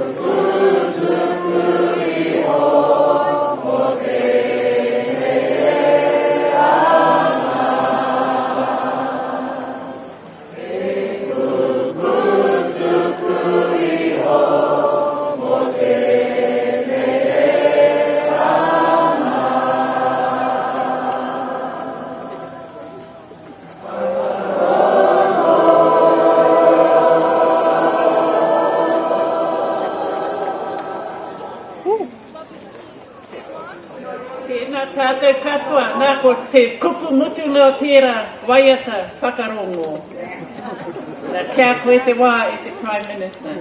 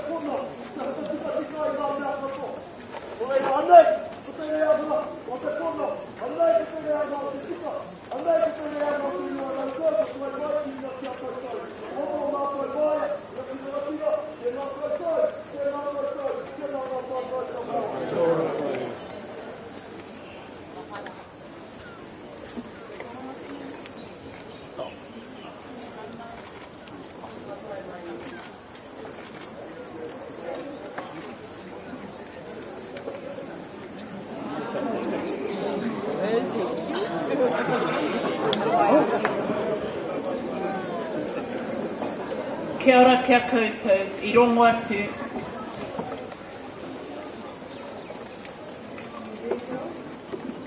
Inga mana, inga reo, inga iwi, roranga tera mā, tēnā koutou katoa. Te tinu mihi, ki te mana whenua o tēnei rohe. Mihi mai, mihi mai, mihi mai. Te whare e te tunei, tēnā koe. Te wāhi waka here here, tēnei mō Aotearoa. Ka huri ngā whakaaro, tingi mātei, moi mai. Te hunga ora, tēnā katoa. Kia ora ki Heitia, it's good to see you again. Can I also say thank you, Mary, for those very wise words that you just said as well. And I say thank you to Ngā Pui and Te Whakarau Iwi and the Waitangi National Trust for once again hosting these ceremonies commemorating the signing of Pōwhiri o Waitangi.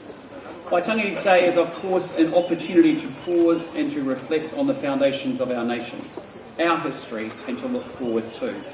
So I want to say thank you, Ben, for prompting us in this forum to answer two questions. The first is, where do we want to be as a nation by 2040? And the second is, what do we need to focus on in the next 3 years to get there? I think both are good and timely conversations and questions given what we've talked about today. But as we all know, no journey begins fresh out of nowhere. All of us are shaped by our parents, our families, our hapu, our faith, our community, our iwi, and our environment. But the past of every one of us are more than just a lineage of ancestors recorded on a family tree or tupuna on the wharenui walls.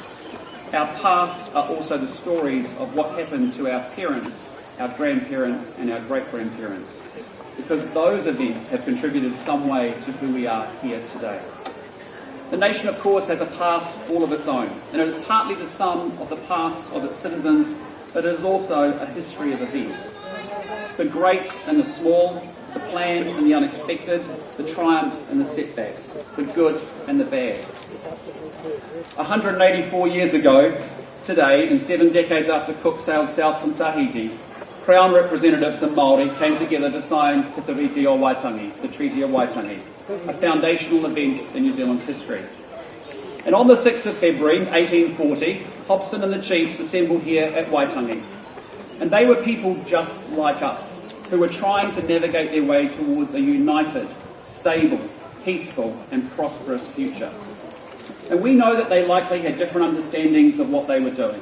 And we know that in the years that followed, the promise and the obligations of the treaty were not upheld by the Crown. And part of the history of modern New Zealand has been our struggle to understand the intentions and the expectations of those who signed the treaty and how we should act as a result. And that work is still happening, and that work will keep going. Now, every nation's past is imperfect, but no other country, I've put it to you, has attempted to right its historical wrongs or dared to undertake such an ambitious journey of reconciliation as we have. While the journey continues, I think all New Zealanders can take some pride, because it has required a generosity of spirit from both iwi and Crown to restore mana.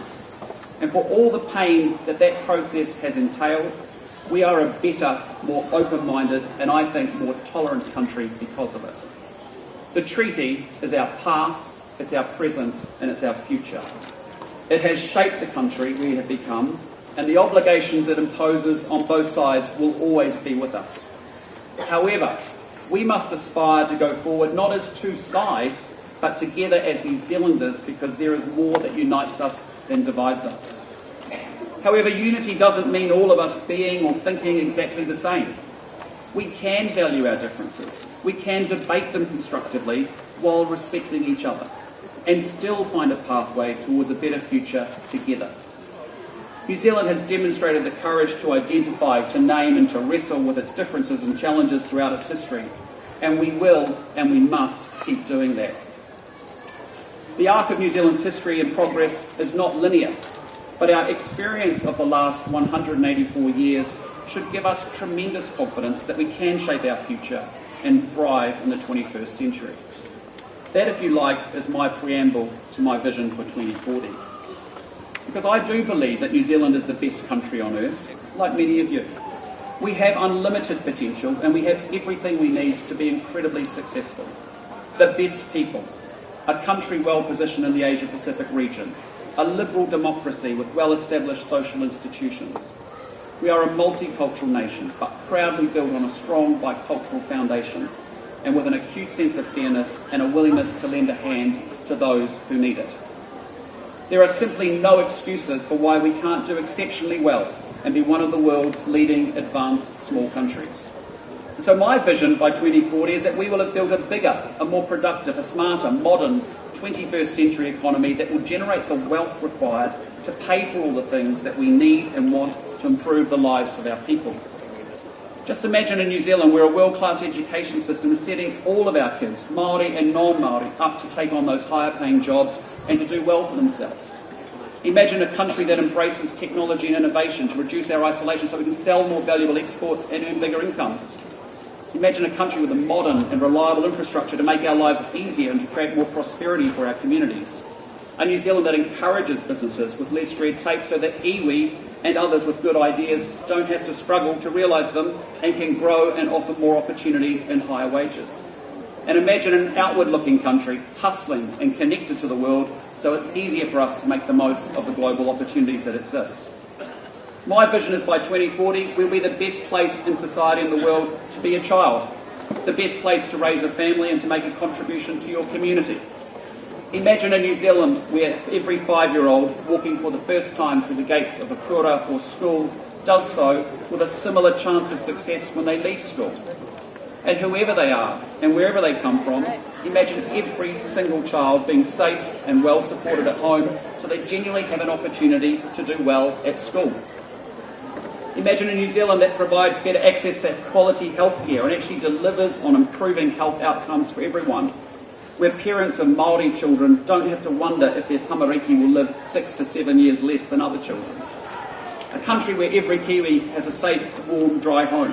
A country that always helps Kiwis in genuine need with a social safety net, but also has less people dependent on welfare and needing support from their fellow citizens because work pays.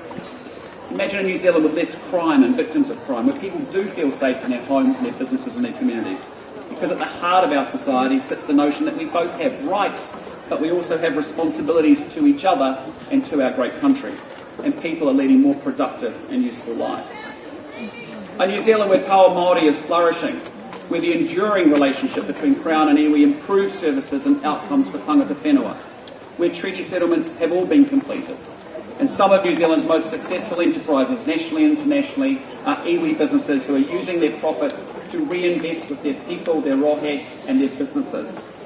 A place where a multicultural society is a source of tremendous pride for us. And also by 2040, our vision should be that we'll be well on track to deliver on our net carbon goals for 2050. A New Zealand with abundant renewable energy that is using science and technology to solve our environmental challenges and to preserve our biodiversity.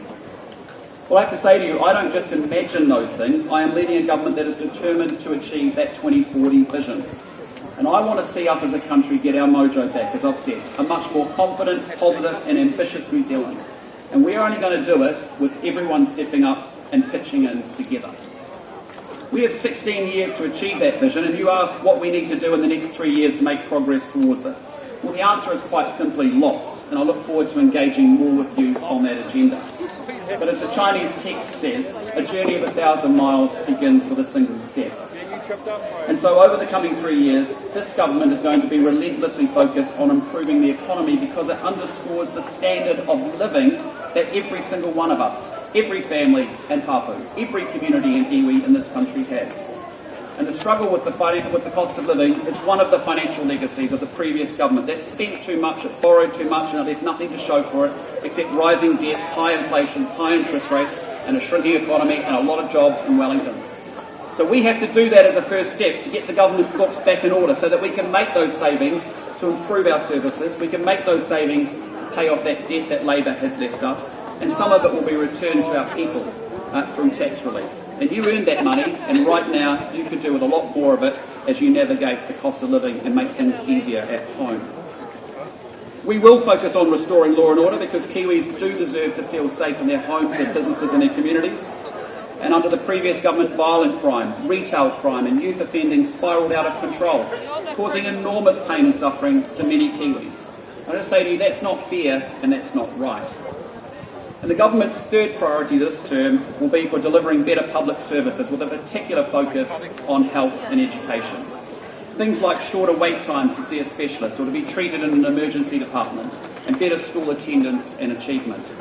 And we'll be setting targets for those goals and working with you to make sure we're accountable for achieving them. And I've spoken a lot about education since I became leader of the National Party 2 years ago, and I'm going to continue to do so, because I have to say it's the thing that worries me the most since coming to politics.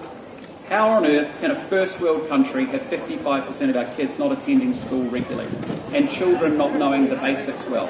I'm telling you, that is a future moral and economic disaster. So our government will do its part by backing kaupapa Māori education system, reintroducing partnership schools, investing in structured literacy, teaching the basics well, and setting clear targets focused on attendance and achievement so that our kids get to have the futures that they all deserve. Let me end with a message to iwi. I want Pō Māori to thrive, because when Māori do well, as we all know, New Zealand does well too. And my view is that despite all the words and despite all the rhetoric, outcomes for Māori and indeed all New Zealanders went backwards over the last 6 years. And to face up to those complex economic and social and environmental challenges, to deliver those better outcomes for our people, to start to realise ultimately our 2040 vision, we need to work together, and we need to work together fast with tremendous speed. We, like you, believe in localism and devolution, not centralisation and control. No one understands your iwi like your iwi does. So where iwi and community providers are best at delivering results for your whānau, we saw a good example of it in childhood immunisations, which was a big program we supported and funded late last year. We're going to power them up. We're going to move the money from Wellington out to the front line. And with that comes accountability for spending public money and also delivering great results.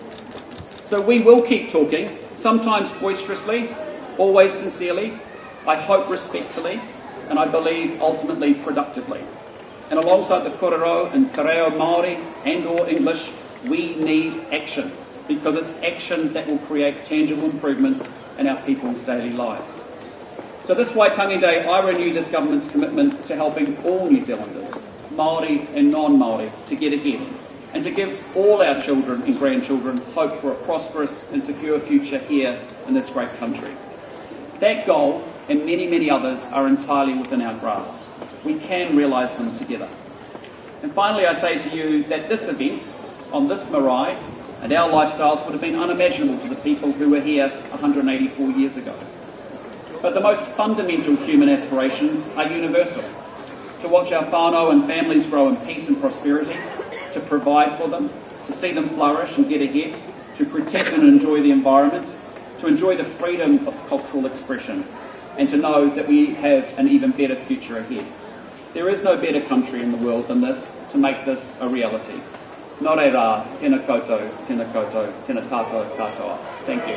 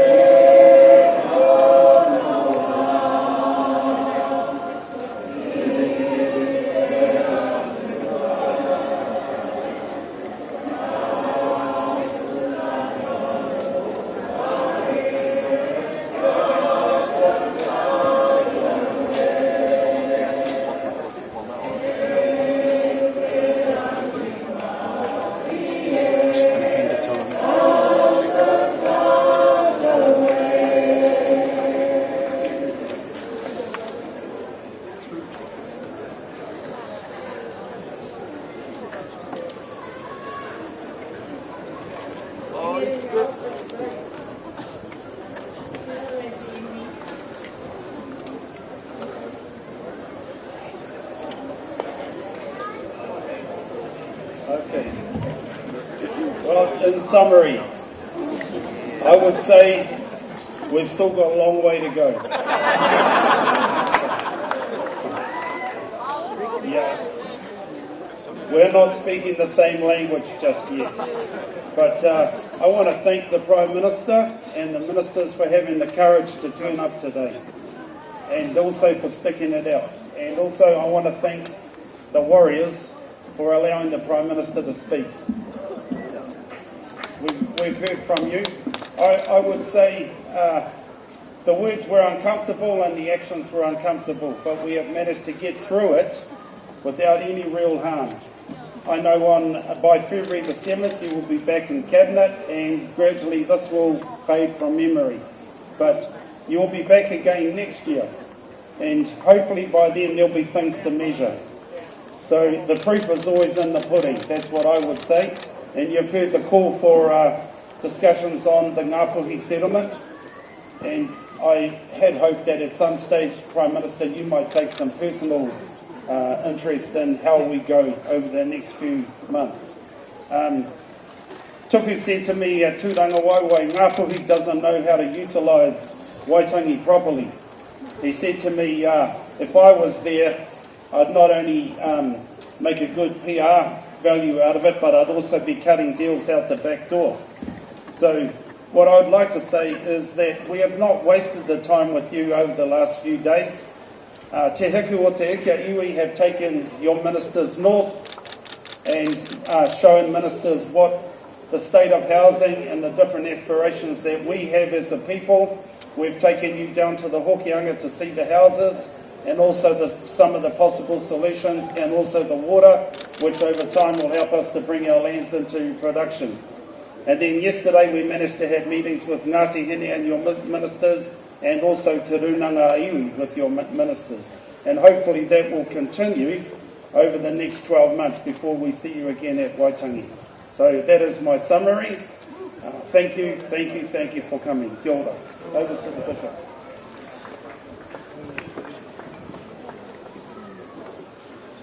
E te iwi kua tūtoki, ko ngā korora I puta I runga tō tātou marae, ngā rārangi kupu kua puta a tēnā waiho kia tātou te whakapū mautanga. Hei whakaranea ake I ngā korora ko horehe ake I runga tō tātou marae. Ngā korora a tēnā. Hei kawenga mā tātou, ia tātou hiko hare nei mai konei I ngā rā takotu I honei. Nā mēnei tā tātou waiata, hare mai muri tere, tēnei waiata e whakarane ake. Mā tātou katoa tēnei waiata, ko te hohunutanga o tā tātou tū.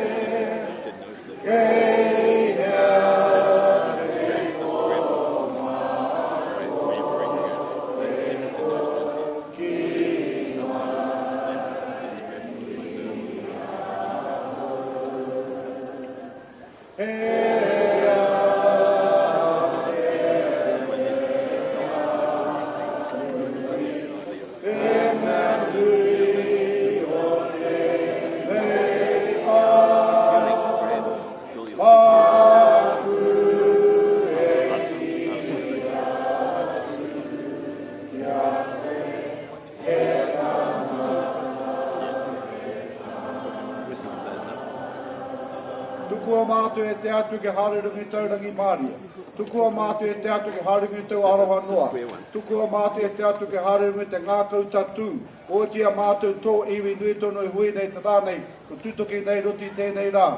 Tukua mātu ke hare e rungi o mātu hare te rānei. Rungi te ingoa te matua, te tama me tu wairua tapu. Amen.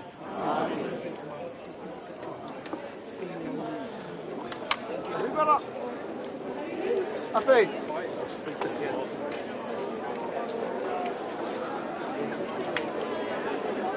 Did you ever library that needed to go on charge? Because I've got a charger. Okay, great.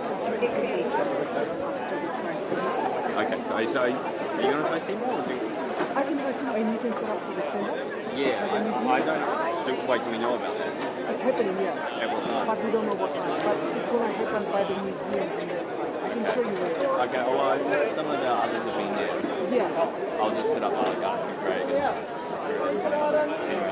Just because that's what I'm worried about, is if they want to do it at the same time. Yeah, so I think that's why